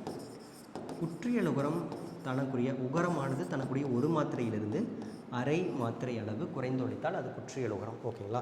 ஸோ இங்கே வந்து தனிக்குறில் அடுத்துன்னு வச்சுக்கோங்களேன். இப்போ பசுன்னு இருக்குன்னு வைங்க, இது ஒரு தனிக்குறில், இது அடுத்து ஒரு குற்றியல் உகரம் வந்திருக்கு. ஓகேங்களா. ஆனால் இது வந்து ஒரு மாத்திரை அளவே தான் ஒலிக்கும். ஓகேங்களா. இதுவே காசு அப்படின்னு இருக்குன்னு வச்சுக்கோங்களேன், இது ஒரு நெடில். ஓகேங்களா. இப்போ இது அரை மாத்திரை தான் ஒலிக்கும். ஓகேங்களா. அப்போது இது வந்து குற்றியல் உகரம், அதாவது உகரம் தன்னுடைய ஓசையிலிருந்து குறுகி ஒலிக்கிறது. இங்கே பாருங்கள், பசு அப்படின்றது ஒரு தனிக்குறில், தனிக்குறிலுக்கு அப்புறம் வர்றது முழுமையாக தான் ஒரு மாத்திரை அளவு ஒலிக்கும், முற்றிலுமாக ஒலிக்கிறது. அதனால் முற்றியல் உகரம்னு சொல்கிறது. அவ்வளோதான். ஓகேங்களா. ஸோ முற்றியல் உகரம் இப்போ வந்து அதாவது கசட தபர இருக்குல்ல, கசட தபர கூட உகரம் சேரும் பொழுது குசுடு துப்புருன்னு ஆகும். ஓகேங்களா. ஸோ இவை மட்டுமே சொல்லின் இறுதியில் வரும் பொழுது குறுகி ஒலிக்கும். ஓகேங்களா. மற்றதெல்லாம் வராது. மற்றதெல்லாம் பாருங்க, எரள வளனன்னு இருக்குன்னு வச்சுக்கோங்களேன், எரள வளல கூட உகரம் சேரும் பொழுது யுகரம் உருகரம் லுகரம் இந்த மாதிரி வரும். இவை மொழிக்கு இறுதியில் வரும் பொழுது ஒரு மாத்திரை அளவை தான் ஒலிக்கும். ஒன்று தனிக்குறில் பின்னாடி வர இந்த உகர சொற்கள் ஒரு மாத்திரை அளவே ஒலிக்கும். இன்னொன்று வன்தொடர் இதை சொல்ல தவிர, அதாவது வல்லின சொற்களோடு உகரம் சேர்ந்தால் வருகிற குசுடு தவறை தவிர மற்ற சொற்களோடு உகரம் சேர்ந்து மொழி இறுதியில் வந்தால் அரை மாத்திரை அளவுலாம் கொஞ்சம் ஒலிக்காது, ஒரு மாத்திரை அளவே தான் ஒலிக்கும். ஸோ இந்த எக்ஸப்ஷனை படித்து வச்சுக்கோங்க. ஓகேங்களா. ஸோ அதில் ஒன்று தான் ஒரு மாத்திரை அளவில் முழுமையாக ஒலிக்குது. அப்போது முற்றியல் உகரம், முற்றிலுமாக உகரம் தன்னுடைய ஓசையிலே ஒலிக்கக்கூடியது, அதனால் முற்றியல் உகரம், அது ஞாபகம் வச்சு. ஓகேங்களா. ஜென் அப்படின்ற தத்துவ சொல் ஜப்பானிய மொழி சொல்லுக்கு என்ன அர்த்தம்னா தியானம் செய்யணும் அர்த்தம். ஓகேங்களா. ஸோ இந்தியாவிலேருந்து புத்த மதம் நிறைய இடங்களுக்கு பரவியிருக்கும். சரிங்களா. அசோகர் காலத்தில் இலங்கைக்கு பரவியிருக்கும். ஸோ அப்புறம் அப்படியே சீனா போய், கொரியா போய், ஜப்பான் போயிருக்கும். ஓகேங்களா. ஸோ எல்லா இடங்களையுமே பரவியிருக்கும். ஓகேங்களா. ஸோ மியான்மரில் பரவியிருக்கும். இதெல்லாமே பார்த்துருக்கோம். ஸோ இதில் ஒரு சாரர், ஒரு பிரிவினர் வந்து எப்படின்னா இந்த ஜென் துறவிகள், அதில் ஒரு பகுதியாக இருக்கிறவங்க ஜென் துறவிகள். அவங்களுடைய அடிப்படை என்னென்னா தியானம் செய்தல், அப்புறம் தன்னுடைய கருத்துக்களை சீடர்களுக்கு ஒரு எளிய கதை, எளிய நிகழ்ச்சிகள் மூலமாக விளக்குவாங்க. நம்ம ஜென் கதைகள் நிறையா வழக்கத்தில் இருக்கும். சரிங்களா. ஒரு உள்ளொளி என்ன, உள்ளொளினா என்ன அப்படின்றத வந்து நம்ம பாடப்பக்கத்தில் படிச்சிருக்கோம். ஓகேங்களா. ஸோ புத்தர் வந்து உள் ஒளியை தேடு, நீயே உனக்கு ஒளியாவாய் அப்படின்னு சொல்லி ஒரு ஸ்டேட்மெண்ட் சொல்லியிருப்பார். ஓகேங்களா. நீயே ஒளி. ஓகேங்களா. நீயே உனக்கு ஒளி, நீதான் உனக்கு ஒளி, நீதான் உனக்கு வழிகாட்டி அப்படின்ற மாதிரி. ஸோ அந்த மாதிரியான புத்தருடைய கருத்துக்களை, புத்த சமய கருத்துக்களை மிக எளிமையாக சீடர்களுக்கு புரிய வைக்கிறதா அந்த ஜென் துறவிகள் செய்யக்கூடிய விஷயங்கள். ஓகேங்களா. அடுத்தது வணிகம் நடைபெறும் பகுதி என்னன்னு சொல்கிறோன்னா பேட்டை. இது தெரிஞ்ச விஷயம்தான். ஓகேங்களா. ஸோ அடுத்து போகலாம். ஓகேங்களா. ஏரி நீர் நந்தவனங்களில் கட்டி கிடப்பதால் சேல் மீன்கள் துள்ளி குதிக்கவும் பூஞ்செடி கொடிகளையே அழிக்கவும் தலைப்பட்டன அப்படின்னு பாட்டப்பாடியவர். இது வந்து அருணகிரிநாதருடைய ஒரு பாட்டு. ஓகேங்களா. ஸோ இது பார்த்துக்கோங்க. ஓகேங்களா. ஸோ இரு பொருள்களில் ஒன்றை மட்டும் உருவகப்படுத்திவிட்டு மற்றொன்றை உருவகப்படுத்தாமல் விடுவது அப்படின்றது ஏகதேச உருவக அணி. ஓகேங்களா. ஸோ இந்த மாதிரி அணியெல்லாம் சொல்கிறாங்க அப்படின்னா இந்த வார்த்தை என்னென்னு படிச்சு வச்சுக்கோங்க. ஏகதேசம் அப்படின்னா ஒரு பகுதின்னு அர்த்தம். ஓகேங்களா. இப்போ இதுக்கு ஒரு எடுத்துக்காட்டு என்ன சொல்லுவாங்கன்னா, பெருமைக்கும் ஏனை சிறுமைக்கும் தத்தம் கருமமே கட்டளைக்கல், தத்தம் கருமமே கட்டளைக்கல் அப்படின்னு சொல்லுவாங்க. சரிங்களா. இந்த கட்டளைக்கல்னு இருக்குல்ல, கட்டளைக்கல் என்னென்னா இந்த பொன்னினுடைய தரத்தை ஆராயுது, அதாவது தங்கத்தினுடைய தரத்தை ஆராயக்கூடிய கல் தான் கட்டளைக்கல். ஓகேங்களா. அப்போ என்ன சொல்லியிருக்காரு அப்படின்னா, இந்த பெருமைனா பெருமையுடையவர்கள், சிறந்தவர்கள் அப்படின்ற மாதிரி அர்த்தம். ஏனை சிறுமைனா அந்த சிறிய குணம் கொண்டவர்கள். ஓகேங்களா. ஸோ அவங்கள அளவிடுற கருவி, அவங்கள அறிவிடுற கட்டளை கருவினா அவங்களுடைய வினைகள். ஓகேங்களா. ஸோ அப்போ வந்து அந்த வினையை மட்டுமே சொல்கிறாங்களே தவிர அவர் செய்யக்கூடிய வினையை கட்டளை கல் கூட ஒப்பிடுறாங்க. ஆனால் அந்த பெருமை செய்கிறவங்கள, பெரியவர்களையும் அந்த சிறியோர்களையும் யாரோடையும் ஒப்பிடலை. இந்த அவருடைய செயல்களை மட்டும் ஒப்பிட்டு விட்டு அவர்களை ஒப்பிடாமல் விடுறாங்க. ஒரு பகுதியை ஊமை கூறிவிட்டு ஒரு பகுதியை ஊமையை கூறாமல் விடுறாங்க. சரிங்களா. ஸோ அதனால் இது வந்து ஏகதேச உருவக அணி. ஏகதேசம் என்ற சொல்லுக்கு ஒரு பகுதி என்பது பொருள். ஓகேங்களா? தமிழ் இசை காவலர். ஓகேங்களா? இது வந்து டிகே சிதம்பரனா, இது நம்ம பாடப்பகுதியில் இருந்திருக்கும். ஓகேங்களா? ஸோ முத்தமிழ் காவலர் தான் வந்து கி.ஆ.பெ. விஸ்வநாதம், முத்தமிழ் காவலர். ஓகேங்களா? இதே மாதிரி ஆட்சி மொழி காவலர்னு ஒரு பேர். ஓகேங்களா? தமிழ் ஆட்சி மொழி ஆக வேண்டும். அப்படி ஆட்சி மொழியானால் தமிழுக்கு நிறைய ஆட்சி மொழி சொற்கள் வேணும், அட்மினிஸ்ட்ரேஷனில் நிறைய வார்த்தைகள் வேணும் அப்படின்னு சொல்லிட்டு ஆட்சி மொழிக்கு நிறைய வார்த்தைகளை உருவாக்குவார். அவர் பேர் வந்து கி. ராமலிங்கனார். ஓகேங்களா? ஸோ அவர் வந்து ஆட்சி மொழி காவலர் அப்படின்னு சொல்லுவோம். ஓகேங்களா? மாப்போசி வந்து சிலம்பு செல்வர் அப்படின்னு சொல்லுவோம். ஓகேங்களா? நமக்கு தெரியும் ராமாயணம் கம்பன் புகழ்பெற்ற அளவு சிலப்பதிகாரம் மக்கள் மத்தியில் சேர்ந்திருக்காங்க. ஓகேங்களா? ஸோ படித்தவர்கள் மத்தியில் சிலப்பதிகாரத்தை மிகச்சிறந்த நூலாக பேசுவோம். ஆனால் மக்களிடம் கொண்டு போய் சேர்த்ததில் ராமாயணம் சேர்ந்த அளவிற்கு சிலப்பதிகாரம் சேர்ந்திருக்கார். ஏன்னா இது ஒரு மதம் சார்ந்தது அப்படின்றதுனால கம்பன் கழகம் வச்சு மிக இயல்பாக பரப்புவாங்க. ஆனால் சிலம்பு அப்படின்றது வந்து மிக தமிழ் ஒரு குடிமக்கள் காப்பியமாக, புரட்சி காப்பியமாக பார்க்கப்படுகிற இந்த சிலம்பு வந்து அவ்வளோ சீக்கிரமும் இளங்கோவனுடைய விஷயங்களும் போய் சேர்ந்திருக்காது. ஓகேங்களா? ஸோ அப்போது மாப்போசி வந்து ஒரு மக்கள் இயக்கமாக முன்னெடுப்பார். சிலம்புக்கான கூட்டங்களை நடத்துறது, இளங்கோ கழகம் வச்சு இளங்கோவினுடைய பெருமைகளை எடுத்து சொல்கிறது, சிலப்பதிகாரத்தை திறனாய்வு செய்கிறது, இந்த மாதிரி மாப்போசி பல பணிகளை செய்திருப்பார். அதனால தான் அவர் சிலம்பு செல்வர் அப்படின்னு சொல்லுவோம். சரிங்களா? அதுக்கப்புறம் வந்து இவர் சென்னிக்குளம் அண்ணாமலைதாசன். ஓகேங்களா? ஸோ இவர் வந்து காவடி சிந்துவை முதல்ல எழுதியிருப்பார். அதனால தான் காவடி சிந்தினுடைய தந்தை அப்படின்னு சொல்லுவோம். ஓகேங்களா? நமக்கு பாடப்பகுதியில் இருக்குது. சென்னிக்குளம் அண்ணாமலைதாசன் ஆகிய நான் இந்த பாடல் எழுதுகிறேன் இதுக்கு காவடி சிந்துக்கு அப்படின்னு சொல்லிட்டு அந்த பாட்டை ஆரம்பிச்சிருக்காரு. ஓகேங்களா? ஸோ இது ஞாபகம் வச்சுக்கோங்க. ஓகே. ஸோ இது நகரமும் சிறப்பும். ஓகேங்களா? ஸோ பூட்டு நகரம் நமக்கு தெரியும், GI டேக் கூட வாங்கியிருக்கு. திண்டுக்கல் 3. ஓகேங்களா? ஸோ மதுரையை தூங்காத நகரம் அப்படின்னு சொல்லுவோம். இரவு நேரத்திலும் மிக நன்றாக செயல்படக்கூடிய நகரமாக. ஸோ பட்டாசு நகரம் நமக்கு தெரியும், சிவகாசி. பின்னலாடை நகரம். ஓகேங்களா? ஸோ இது வந்து திருப்பூர். 3, 2, 4, 1. ஓகேங்களா? Option B. ஓகே. ஸோ அன்பே தகலியாக, ஆர்வமே நெய்யாக, இதில் வந்து அடிக்கோடிட்ட சொல்லணும்னா தகலி கேட்டிருக்காங்க. ஓகேங்களா? ஸோ தகலின்றது அகல் விளக்கு, அதாவது அன்பையே விளக்காக எடுத்துக்கொண்டு, ஆர்வத்தையே நெய்யாக எடுத்துக்கொண்டு. ஓகேங்களா? இன்புருகு சிந்தை எடுதிரியாக, அப்போது இனிய சிந்தனையை திரியாக எடுத்துக்கொண்டு அதை வந்து இறைவனுக்கு, நாராயணனுக்கு நான் சமர்ப்பிக்கிறேன் அப்படின்னு சொல்லிட்டு பூதத்தாழ்வார் எழுதியிருப்பார். சரிங்களா? நம்ம பார்த்தோம்ல பூதத்தாழ்வார் 2வது திருவந்தாதி எழுதியிருப்பார். அவர் வந்து வையமே தகலியாக, யார்? பொய்கை ஆழ்வார். வையத்தையே, உலகத்தையே நான் தகலியாக, விளக்காக எடுத்துக்கொள்கிறேன். ஓகேங்களா? கடலை நான் நெய்யாக எடுத்துக்கொள்கிறேன், கடலே நெய்யாக அப்படின்னு சொல்லிட்டு பொய்கை ஆழ்வார் எடுத்துப்பார். ஓகேங்களா? ஸோ இதுக்கான டிஃப்ரென்ஸ். இவர் தகலியை, விளக்கை எதோடு ஒப்பிடுறாரு, அவர் எதோடு ஒப்பிடுறாரு அப்படின்ற அந்த கம்பேரிசன், அந்த ஒப்பிடல் படிச்சு வச்சு. ஓகேங்களா? ஸோ இந்த இடத்துல அகல் விளக்கு அப்படின்றது. அடுத்தது பொறுத்துக. ஸோ இதுவும் இலக்கண பகுதி. ஓகேங்களா? பகுபதம், பகாபதம் நமக்கு தெரியும்.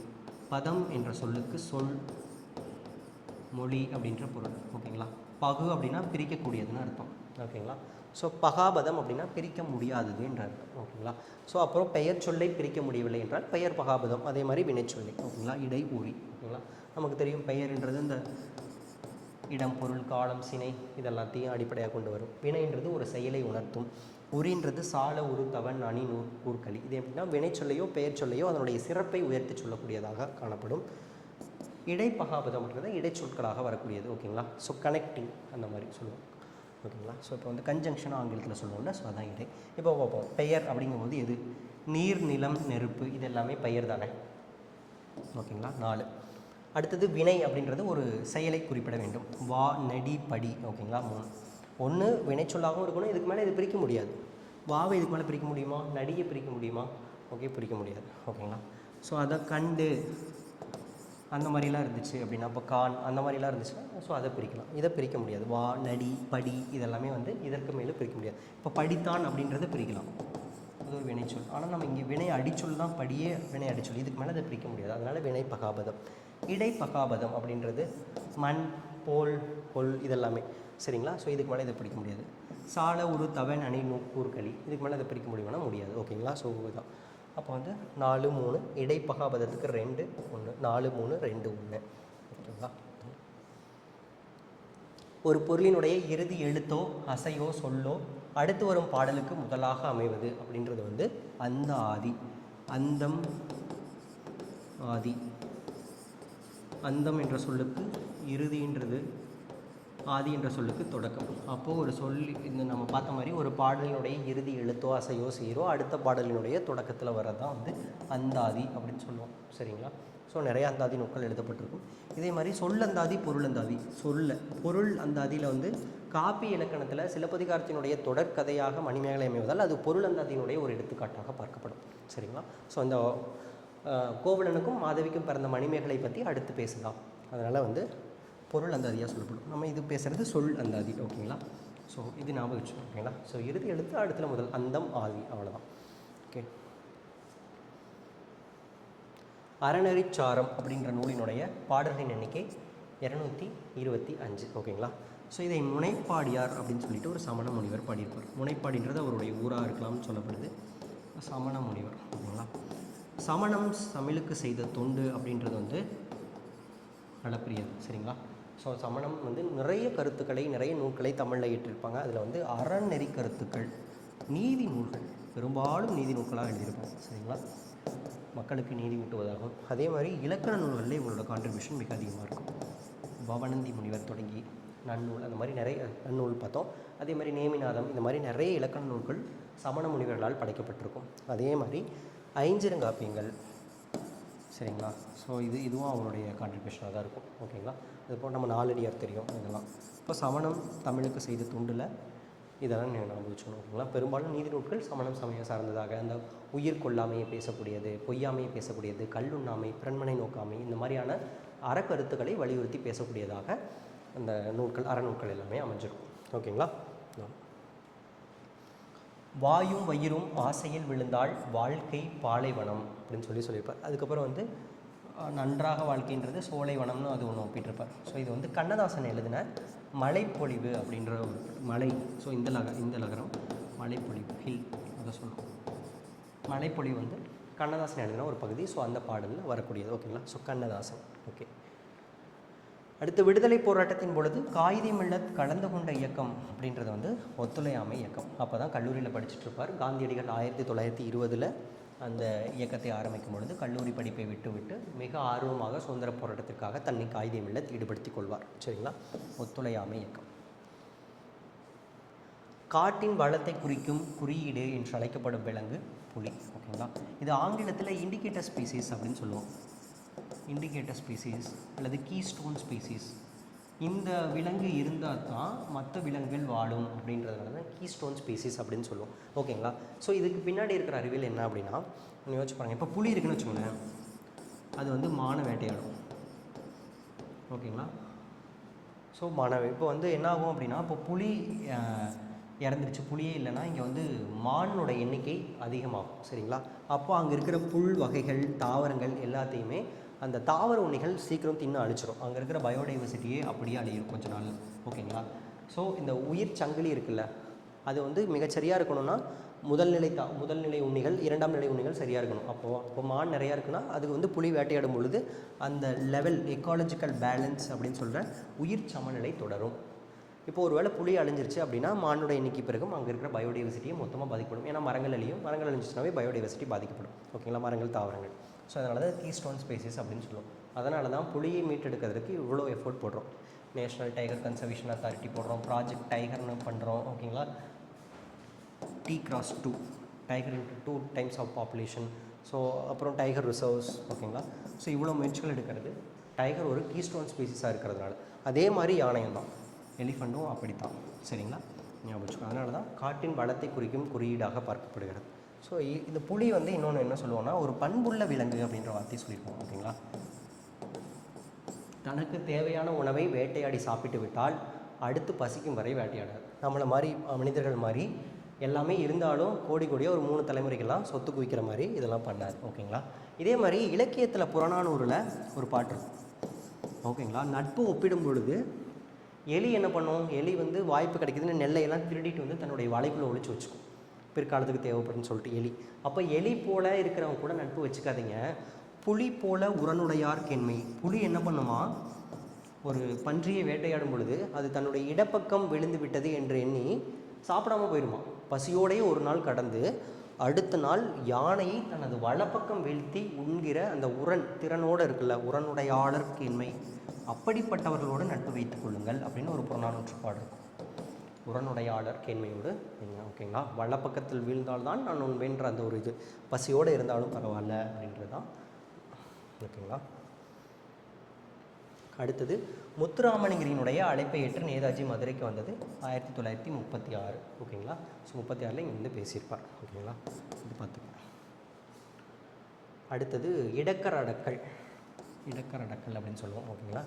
இப்போ வந்து தமிழ் மொழியில் வழக்கு அப்படின்ற ஒரு விஷயம் போதும். அதில் வந்து இயல்பு வழக்கு, தகுதி வழக்குன்னு ரெண்டாக பிரிப்போம். ஓகேங்களா. ஸோ அப்போ இயல்பு வழக்குனா என்ன அப்படின்னா, ஸோ இயல்பாக பேசக்கூடியது. இதில் வந்து ஒரு 3 வகை இருக்கும்.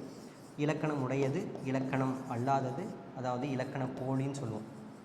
ஸோ இலக்கணம் அல்லாதது, அதுக்கப்புறம் வந்து மருவு. ஓகேங்களா. ஸோ இலக்கண போலி அப்படின்றது வந்து மாறி ஒழிப்பது. இப்போ வந்து முன்றில் அப்படின்னு சொல்லுவோம். இல்லத்தின் முன், இல் முன் தானே இருக்கணும், இல்லத்தின் முன் வாயில், அதை தான் வந்து இல் முன் சொல்லணும். ஆனால் நம்ம முன்றில் அப்படின்னு சொல்லி மாற்றி ஒழிப்போம். ஸோ அந்த மாதிரி இதெல்லாம் வந்து போலி. மருவுன்றது ஒன்று மறி வருது. கோயம்புத்தூர்னு சொல்கிறது கோவைன்னு சொல்கிறோம், தஞ்சாவூர்னு சொல்கிறது தஞ்சைன்னு சொல்கிறோம், அந்த மாதிரி. இப்போ தகுதி வழக்கில் தான் நம்ம 3 விஷயம் இருக்கணும். ஓகேங்களா. ஒன்று இடக்கரடக்கல், ஓகேங்களா. இன்னொன்று மங்களச்சொல், இன்னொன்று வந்து குழுவு குறி. அதாவது ஏதாவது ஒரு காரணத்திற்காக சொல்ல வேண்டிய சொல்ல நேரடியாக சொல்லாமல் மறைமுகமாக சொல்லுது. ஓகேங்களா.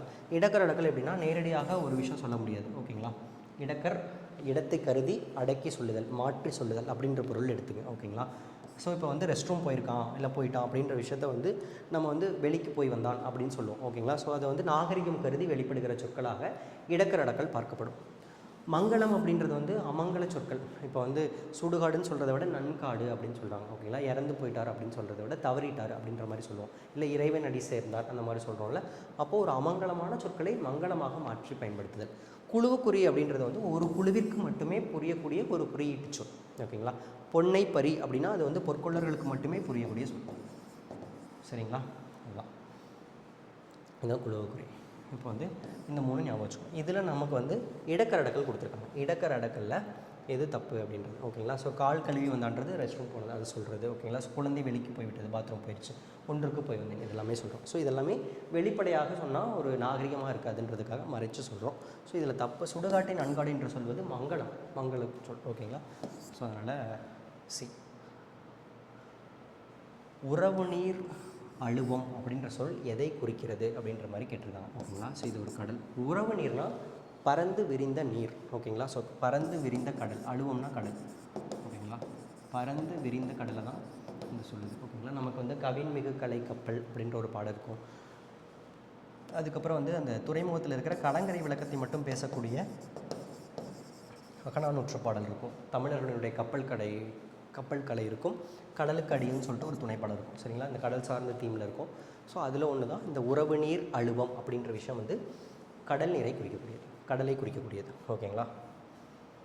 ஸோ முத்துராமலிங்கரினுடைய பேச்சு விடுதலைக்கு உதவும். இது ஆல்ரெடி பார்த்தோம். சாயல்குடியில் பேசும்பொழுது காமராஜர் கேட்டுட்டு இந்த வார்த்தையை சொல்லுவார் அப்படின்றத பார்த்துட்டோம். ஓகேங்களா.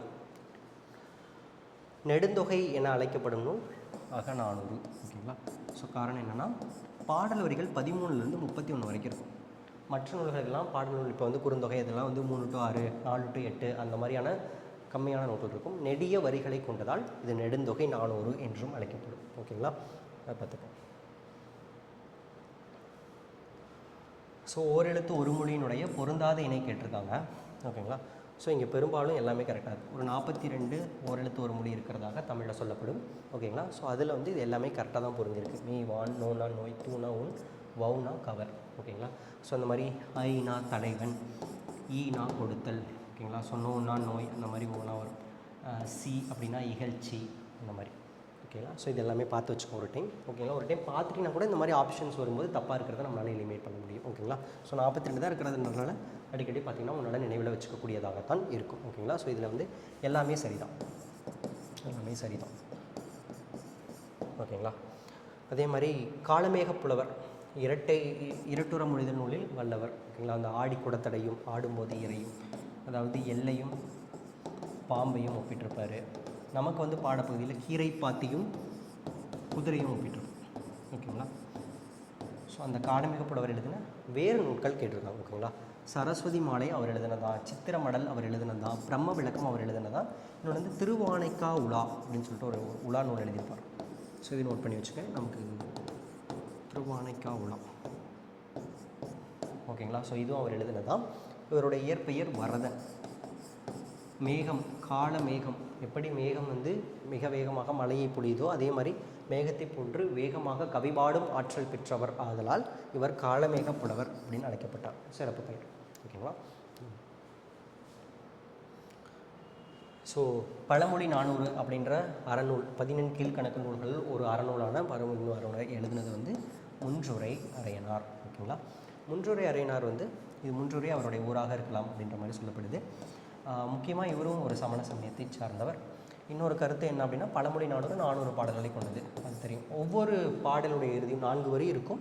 அந்த 4வது வரி வந்து ஒரு பழமொழியை உணர்த்தும். ஓகேங்களா. ஒன்றிலா முன்றிலோ இல் அப்படின்னு சொல்லிட்டு நம்ம பாடப்பகுதியில் வரும். ஒன்றிலோ இல். ஓகேங்களா. என்ன அர்த்தம்னா, அதாவது ஒன்றுமில்லாத முன்றில் வாயில்கள் இங்கே எதுவுமே கிடையாது, எல்லா வீடுகளிலுமே செல்வங்கள் பொருட்கள் நிறைந்து வடிகிறது அப்படின்ற ஒரு அர்த்தத்தை தான் ஒன்றாகும் முன்றிலோ இல் அப்படின்ற மாதிரி சொல்லியிருப்பாங்க. சரிங்களா. இது ஒரு பழமொழி. அதே மாதிரி கற்றவனுக்கு கட்டுச்சோறு வேண்டாம், அதுதான் ஆற்றுனா வேண்டுவது இல். நீ கற்றவன் என்றால் நீ சோறை கையில் எடுத்துகிட்டு போகணுன்னு தேவையில்லை, உன்னுடைய கற்றலே பிறர் இடங்களில் உணவையோ பொருளையோ சம்பாதிக்க உதவும் அப்படின்ற மாதிரி நிறையா பழமொழிகள் கடைசியில் வரும். 3 வரி சொல்லிட்டு 4வது அந்த பழமொழி வரும். ஓகேங்களா. ஒன்றரை. முத்துராமலிங்கர் முதலில் சட்டமன்ற தேர்தலில் வெற்றி பெற்ற ஆண்டு வந்து 1937. ஓகேங்களா. இது வந்து ராமநாதபுர அரசர் சண்முகராஜ சேதுபதி. ஓகேங்களா. ஸோ அவர் எதிர்த்து போட்டியிடுவார்.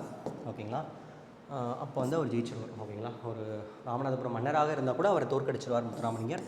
ஓகேங்களா. ஸோ இதே மாதிரி விவி கிரி வந்து பொப்புளி ராஜாவை எதிர்த்து போட்டியிடுவார். ஓகேங்களா.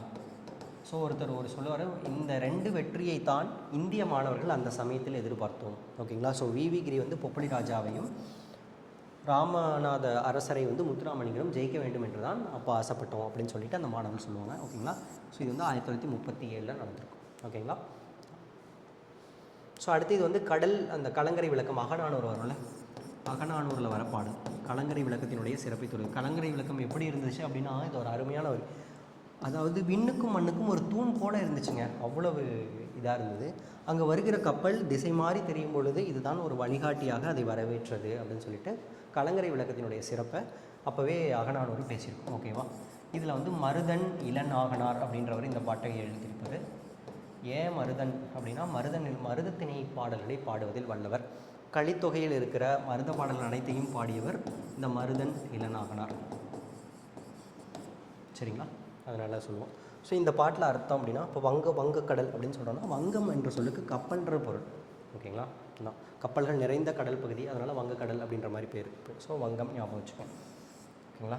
ஸோ கப்பல். நீ கான் அப்படின்னா மாலுமின்னு சொல்கிற அந்த நாவாயை ஓட்டக்கூடியவன் 2 நாள். ஓகேங்களா. ஸோ ஏற்பாடுன்ற ஒரு வார்த்தை படிச்சிருக்கோம். சரிங்களா. ஏற்பாடு இதில் படிச்சிருப்போம் சிறுபொழுதுகள் படிக்கும் பொழுது. அதாவது சாயங்கால நேரம். எல்னா இது, பாடுனா மறையும் நேரம். அப்போ காலை நேரம், பகல் மறையும் நேரம் அந்த மாதிரி. ஸோ அப்போ எல் என்ற சொல்லுக்கு பகல் என்பது பொருள்படும். ஓகேங்களா. மாட உள்ளேரி அப்படின்றதுக்கு வந்து கலங்கரை விளக்கம். இதை தான் இந்த பாட்டு வந்து எக்ஸ்பிளைன் பண்ண ஆரம்பிக்கும். ஓகேங்களா. ஸோ கலங்கரை விளக்கம் 2, 4, 1, 3 83க்கு ஆப்ஷன் பி. ஓகேங்களா. அடுத்தது பெண் தொழிலாளர்களுக்கு மகப்பேறு காலத்தில் ஊதியத்துடன் கூடிய விடுப்பு வேண்டும் என்று போராடியவர். ஓகேங்களா. முத்துராமலிங்கர். ஓகே. ஸோ இதில் என்னென்னா, தொழிலாளர்களுக்கு முத்துராமலிங்கர் என்னென்ன பணிகள் செஞ்சுருப்பாரு. இப்போ இந்த 1920கள் 28 காலகட்டத்தில் கிட்டத்தட்ட ஒரு 23 தொழிற்சங்கத்துக்கு, மதுரையில் இருக்கிற தொழிற்சங்கத்துக்கு தலைவராக இருந்திருப்பார். சரிங்களா. இது போக நிறைய விஷயங்கள் செஞ்சுருப்பார். அவங்களுக்கான நிறைய போராட்டங்களை நடத்தியிருப்பார். தோழர் ஜீவானந்தம் இருக்கார்ல, ஜீவானந்தத்தை கூட சேர்ந்து அவர்களுக்கான ஒரு தொழிலாளர் உரிமைக்காக நிறைய போராட்டங்களை நடத்தியிருப்பார். அதே மாதிரி பெண் தொழிலாளர்களுக்கு மகப்பேறு காலத்தில் ஊதியத்துடைய அந்த மெட்டர்னிட்டி பெனிஃபிட்ஸ்னு சொல்லுவாங்கள்ல, ஸோ அதை வந்து வேலை விடுப்போட சம்பளம் கொடுத்து விடுப்பு கொடுக்கணும் அப்படின்ற விஷயத்த அப்போவே பேசியிருப்பார். சரிங்களா? அதே மாதிரி பெண்கள் மீது மரியாதை கொண்டவராக, இதே மாதிரி நம்ம பர்மா போகும்பொழுது பார்த்துருப்போம், அங்கே வந்து உயர் பித்த பிட்சுகள் இருப்பாங்களா, அவங்களுக்கு வந்து பெண்கள் தங்கள் கூந்தலை பாதையாக அமைத்து வணக்கம் வழிவிடணும் அப்படின்னு அந்த மாதிரி இவருக்கும் செய்வாங்க. இவர் மறுத்துருவார், அவங்கள இழிவுபடுத்துகிற மாதிரி இருக்குன்னு சொல்லி மறுத்துருவார். ஓகேங்களா? ஸோ அதனால் முத்துராமலிங்கருக்கு இதை ஞாபகம் வச்சுக்கோங்க. ஓகேங்களா? இயற்கை வங்கூல் ஆட்ட அப்படின்றது, இந்த இடத்துல வங்கூல் அப்படின்ற சொல்லோட பொருள் வந்து காற்றுன்னு அர்த்தம். சரிங்களா? இதுவுமே அந்த அகநானூற்று பாடலில் வரக்கூடியது தான் வங்கூல். அந்த கப்பல் வந்து காற்றில் ஆடக்கூடியதாக பார்த்துக்கலாம். ஓகேங்களா? அடுத்தது பொருத்தமற்றதை நீக்குக அப்படின்னு சொல்லிட்டு. ஓகேங்களா?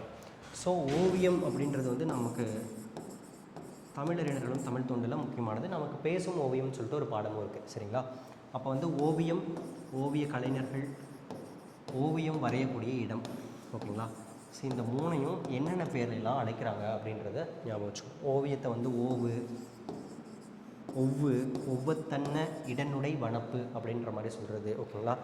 ஆரம்ப கட்டத்தில் துணிகளில் தான் வரையப்பட்டிருக்கும். ஓகேங்களா? அப்போ படம் அப்படின்னா துணின்னு அர்த்தம். ஸோ அதிலிருந்து தான் படம் அப்படின்ற சித்திரம் சொல்லுவோம். ஓகேங்களா? சித்திரம், படம் அப்படின்னு. அடுத்து சுவர்களில் வரையப்படும். ஓகேங்களா? சுவர் இருந்தால்தான் சித்திரம் வரைய முடியும். சுவரில் ஆரம்ப கட்டத்தில் அதிகமாக வரைஞ்சதுனால தான் இந்த பழமொழியும் வருது. சுவர் இருந்தால்தான் சித்திரம் வரைய முடியும். ஏன்னா சுவரில் அதிகமாக வரைஞ்சி, ஏன்னா துணி இருந்தால்தான் சித்திரம் வரைய முடியும்னு கூட சொல்லலாம்ல. ஏன்னா சுவரில் அதிகமாக வரைஞ்சதுனால இந்த பழமொழி தோன்றுது, சித்திரம் இந்த மாதிரி சொல்லுவோம். சரிங்களா? ஓவிய கலைஞர்களே இங்கே இருக்கிற விஷயங்கள் தான். கண்ணுள் வினஞர், இது முக்கியமான, இது அடிக்கடி கேட்கக்கூடியது, இது நல்லா பார்த்து வச்சுக்கோங்க. ஓகேங்களா? அதே மாதிரி கிளவி வள்ளுவன்னு சொல்லுவோம், வித்தகர்ன்னு சொல்லுவோம், சித்திரக்கவி இந்த மாதிரி. ஓகேங்களா? இந்த மாதிரி ஓவிய கலைஞர்களுக்கான சிறப்பு பெயர்கள்லாம் இருக்கும். ஓகேங்களா? இதே மாதிரி வரையக்கூடிய இடத்த வந்து சித்திரமாடம், எழுதொழில் அம்பலம். ஓகேங்களா? எழுதுகின்ற தொழில் இருக்கிற, அம்பலம்னா அம்பலத்து அப்படின்னா ஒரு அரங்கம்னு அர்த்தம். சரிங்களா?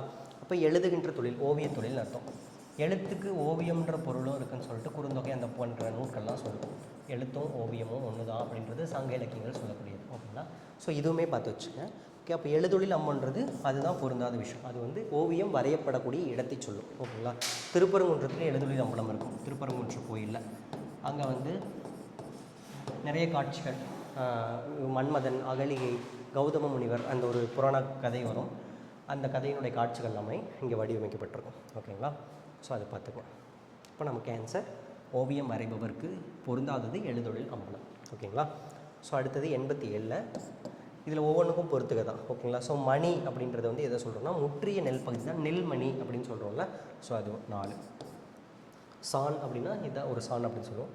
அப்போது ஒரு அளவு, நீட்டல் அளவை, கை நீட்டி அளத்தல் போல். ஓகேவா? ஸோ நீட்டல் அளவை. குழி அப்படின்றது வந்து ஒரு நில அளவை, நிலத்தையே அளவிடக்கூடியது. ஓகேங்களா? அதே மாதிரி சும்மாடு அப்படின்றது தலையில் வைக்கிற ஒரு துணிச்சுருள். ஓகேங்களா? 4, 3, 2, 1. ஓகேங்களா? ஸோ இதே தான், இது நமக்கு தெரியும். முத்துராமலிங்கனுடைய சிறப்பு பெயர்கள் அப்படின்னு பார்த்தோம்னா, ஒன்று பிரவசன கேசரி, கரெக்டு தான். சன்மார்க்க சண்டமார்க்கம் கரெக்டு. இந்து புத்த சமய மேதை அப்படின்றதும் கரெக்டு. இங்கே ஒன்று பொருந்தாதது தேசியம் காத்த செம்மல். சரிங்களா? தெய்வம் காத்த செம்மல் கிடையாது, தேசியம் காத்த செம்மல். அதனால இது வரும். இதை சொன்னது யாருன்னா திருவிக்கா. தேசியம் காத்த செம்மலாக சொல்லியிருப்பாங்க. ஓகேங்களா? இதே மாதிரி பெரியார் அண்ணாவும் வந்திருப்பாங்க, அதையும் பார்த்து வச்சுக்கோங்க. ஓகேங்களா? ஓகே, அடுத்தது வந்து ஐரோப்பிய கலை நுணுக்கத்துடன் இந்திய கதை மரபுகளை இணைத்து ஓவியங்களில் புதுமைகளை புகுத்தியவர் அப்படின்றது வந்து நம்ம ராஜா ரவிவர்மா. சரிங்களா?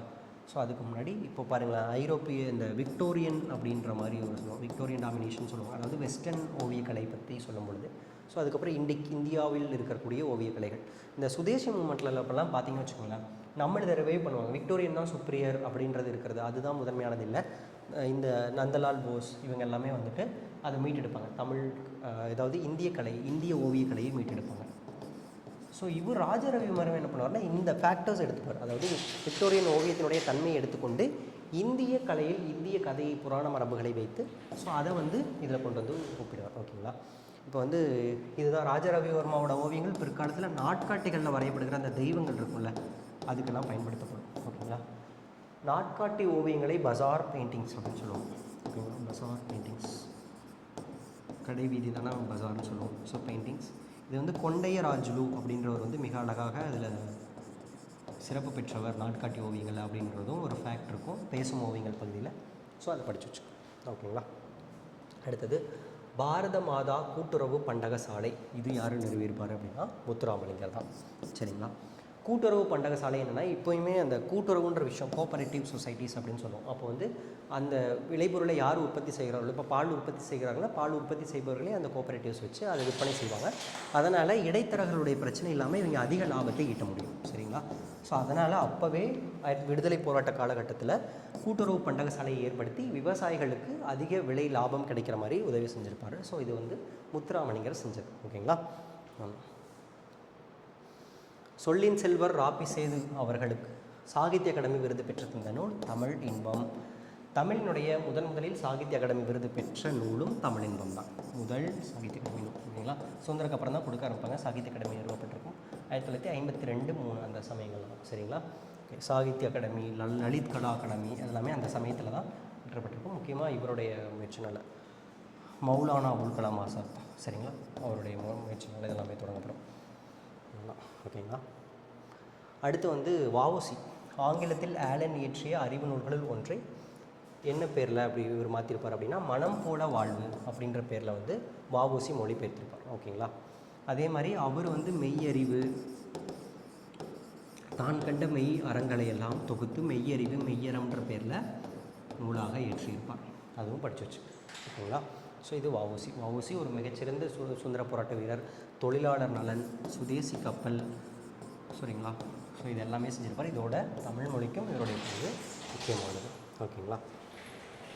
அடுத்தது கப்பல் செலுத்துபவர்களினுடைய பெயர்களில் பொருத்தமற்ற ஒன்றுன்னு கேட்டிருக்காங்க. ஓகேங்களா. ஸோ இங்கே பாருங்கள், மீகாமன், இது ஒரு படம் கூட வரும். ஸோ அது கப்பல் சம்மந்தப்பட்ட படம். மீகாமன் அப்படின்ற சொல்லுக்கு மாலுமின்றதான் பொருள். ஓகேங்களா. நீகான் ஆல்ரெடி பார்த்துட்டோம், இதுவும் மாலுமி பார்த்துட்டோம், கப்பல் இயக்குவர்.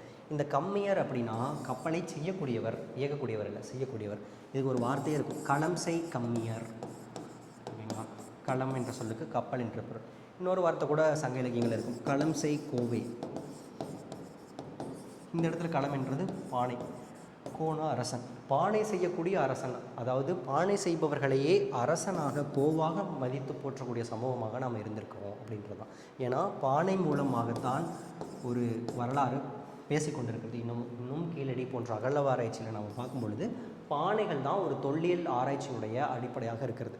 அதில் எழுதப்பட்ட அந்த ஆதன் அந்த மாதிரியான வார்த்தைகள் தான், அதில் கீறப்பட்ட சின்ன சின்ன கீறல்கள் தான் இந்த வரலாற்றை ஒவ்வொரு காலகட்டத்திற்கும் கடத்தி கொண்டே இருக்கிறது. நம்ம பார்த்தோன்னு வச்சுக்கோங்களேன், வரலாற்றிலேயே ஒவ்வொரு காலகட்டத்திலையும் எப்படி பாட்ரி கிடச்சிருக்கும். முதல்ல நார்மல் பாட்ரி, அதுக்கப்புறம் கலர் இருக்கிற வண்ண மட்பாண்டங்கள் கிடச்சிருக்கும். ஸோ இந்த பாட்ரியை வச்சே ஹிஸ்ட்ரியை வகைப்படுத்துவாங்க. ஓகேங்களா. ஸோ அதனால் அந்த களம் செய்யக்கூடியவர்களை கோவாக சொல்லுவாங்க. இந்த இடத்துல களம்ன்ற சொல்லுக்கு கப்பல். ஸோ அதை செய்யக்கூடியவர் கம்மியர் அப்படின்னு சொல்கிறோம். சரிங்களா.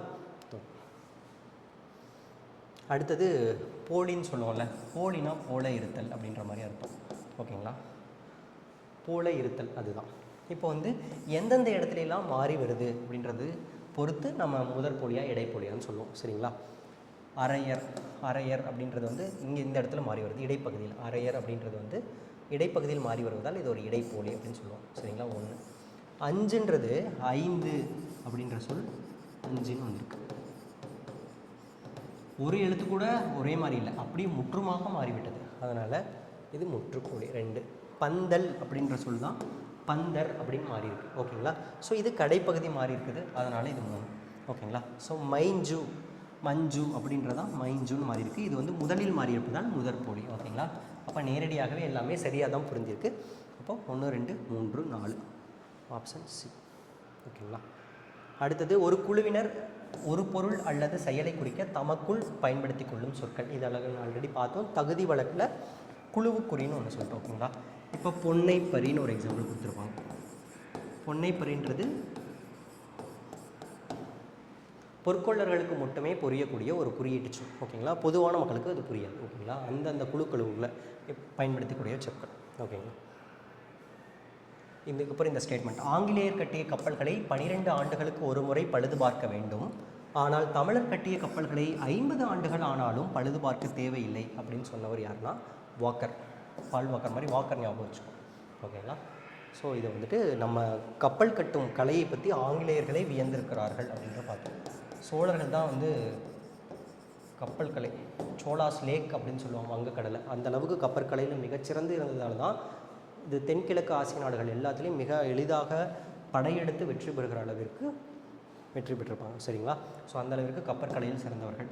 உலக அளவில் கப்பற்கலையில் சிறந்தவர்கள்னால் ஆங்கிலேயரை சொல்லுவோம். சரிங்களா? ஸோ அதே மாதிரி பிற்கால சோழர்களும் அதற்கு சிலைத்தவர்களாம் இல்லை. ஆனால் அவர்கள் இவங்க வரும்பொழுது இன்னும் நவீன காலம் சேரும் பொழுது உலக அளவில் பிடிக்கிறாங்க. இவங்களுமே அந்த வாய்ப்புகள் பிற்காலத்தில் இருந்து தான் நடந்துக்கலாம். அதனால் சோழர்களே மிகச்சிறந்த கப்பல் கலையினுடையது. இதே மாதிரி பழங்காலத்திலிருந்தே தமிழர்கள் கப்பல் கலையில் சிறந்து விளங்கியிருக்கிறார்கள் அப்படின்றது நமக்கு தெரியும். சரிங்களா? திக்கெல்லாம் புகழும் திருநெல்வேலி அப்படின்னு சொன்னது இது யார்? ஓகேங்களா? ஸோ இது கேட்டிருக்காங்க. இது வந்து மாணிக்க வாசகர் சொல்லியிருக்காங்க நினைக்கிறேன். ஓகேங்களா? மாணிக்க வாசகர் சம்பந்தர். ஓகே, சம்பந்தராக இருக்கும். சரிங்களா? பார்த்துங்க, சின்ன சந்தேகம். ஓகேங்களா? திக்கெல்லாம் புகழும் திருநெல்வேலி. ஓகேங்களா? இந்த சம்பந்தராக தான் இருக்கும். பார்த்துக்கலாம். டவுட்ஸ் இருந்துச்சுன்னா கூட நான் அடுத்த டெஸ்ட்டில் கிளாரிஃபை பண்ணிடுறேன். ஓகேங்களா? ஸோ இந்த திருநெல்வேலி சீமையை பற்றி அந்த டிகேசியோட கட்டுரைகளில் ஒவ்வொருத்தரும் திரிகூட ராசப்ப கவிராயர் பார்த்தோம். ஸோ அந்த மாதிரி இவர் சொல்லியிருப்பாருன்னு பார்த்தோம். அந்த நுண்தெளி குற்றாலத்தை பற்றி பேசக்கூடியது. ஓகேங்களா? ஸோ இந்த மாதிரி ஒவ்வொருத்தரும் பேசுவாங்க. ஸோ அதில் இது யார் சொன்னாங்க அப்படின்றது மாதிரி பார்த்துக்கலாம். ஓகேங்களா? சேக்கிலாருமே திருநெல்வேலியை புகழ்ந்து ஒரு வார்த்தை சொல்லியிருப்பார். சரிங்களா? ஸோ அதுவும் படித்து வச்சுக்கோங்க. ஓகேங்களா? அடுத்தது, பின்வரும் எந்த நாட்டு அருங்காட்சியகத்தில் பழங்கால தமிழ்நாட்டு கப்பல்களினுடைய பயன்படுத்தப்பட்ட மணி ஒன்று இடம்பெறுகிறது அப்படின்றது. இது வந்து நியூசிலாந்து. ஸோ அப்போ என்னன்னா, அந்த அளவிற்கு நம்ம உலக அளவில் கடல் வணிகம் செஞ்சுருக்காங்கன்றதுக்கு ஒரு அடையாளம் இது. ஓகேங்களா? ஸோ அங்கே கண்டெடுக்கப்பட்டதுன்னா அங்கே கண்டிப்பாக கப்பல் வணிகம் செஞ்சுருக்காங்கன்றதும் அர்த்தம். சரி, அதில் வந்து கற்றுக்கலாம். ஓகே, கருத்து படங்களை முதலில் தமிழில் அறிமுகப்படுத்தியவர் அப்படின்றது வந்து பாரதியார் இந்திய இதழில். சரிங்களா? கருத்து படம்ன்றது இப்போ சொல்கிற அந்த கார்ட்டூன் நடுப்பக்கத்தில் வரும்ல, ஏதாவது கேலி சித்திரம்னு சொல்லுவோம். அதாவது ஏதாவது ஒரு நிகழ்வை அடிப்படையாக கொண்டு ஒரு உருவத்தை மாற்றி ஏதாவது ஒரு கற்பனையாக ஒரு கருத்தை சொல்வது போல் அமைக்கப்படுவது. அந்த கேலி சித்திரங்களை தமிழில் கொண்டு வந்தவர் பாரதியார். ஒரு மறுமலர்ச்சி இலக்கியத்தினுடைய விடிவெள்ளியாக பார்க்கிற பாரதியார் இதழியல்லையுமே அதிக அளவு பணியாற்றியிருப்பார். நமக்கு அது தெரியும். நம்ம வந்து மறுமலர்ச்சி இலக்கியமான புது கவிதைகள், உரைநடை அந்த மாதிரி மட்டும் நிறுத்திடுவோம். ஆனால் இதழியல்லையுமே பாரதியாரோட பங்கு அப்படின்றது ரொம்ப அதிகமானது சொல்லுவாங்க. இந்திய இதழெல்லாம் வந்து ஒரு முறை சிவப்பு நிறத்தில் வெளியிட்டார், புரட்சியினுடைய அடையாளமான சிவப்பு நிறத்தில் வெளியிட்டார், அந்த மாதிரிலாம் சொல்லுவோம். சரியா? இதிலெல்லாம் நிறைய முயற்சிகள் எடுத்திருப்பார் பாரதியார். திரிகூட ராசப்பரி கவிராயனுடைய பிறந்த ஊர் கேட்டிருக்காங்க. ஸோ இது வந்து மேலகரம். ஓகேங்களா? ஸோ அவர் வந்து குற்றாலத்தை புகழ்ந்து நிறைய நூட்கள் எழுதியிருப்பார். அதான் அந்த குற்றால குறவஞ்சி, திருக்குற்றால குறவஞ்சி, குற்றால அந்தாதி, அந்த மாதிரி குற்றாலநாதரை புகழ்ந்து எழுதியிருப்பாங்க. ஓகேங்களா? ஸோ அவ்வளோதான். அடுத்த டெஸ்ட் நம்ம தொடர்ந்து பார்க்கலாம். ஓகேங்களா? நன்றி.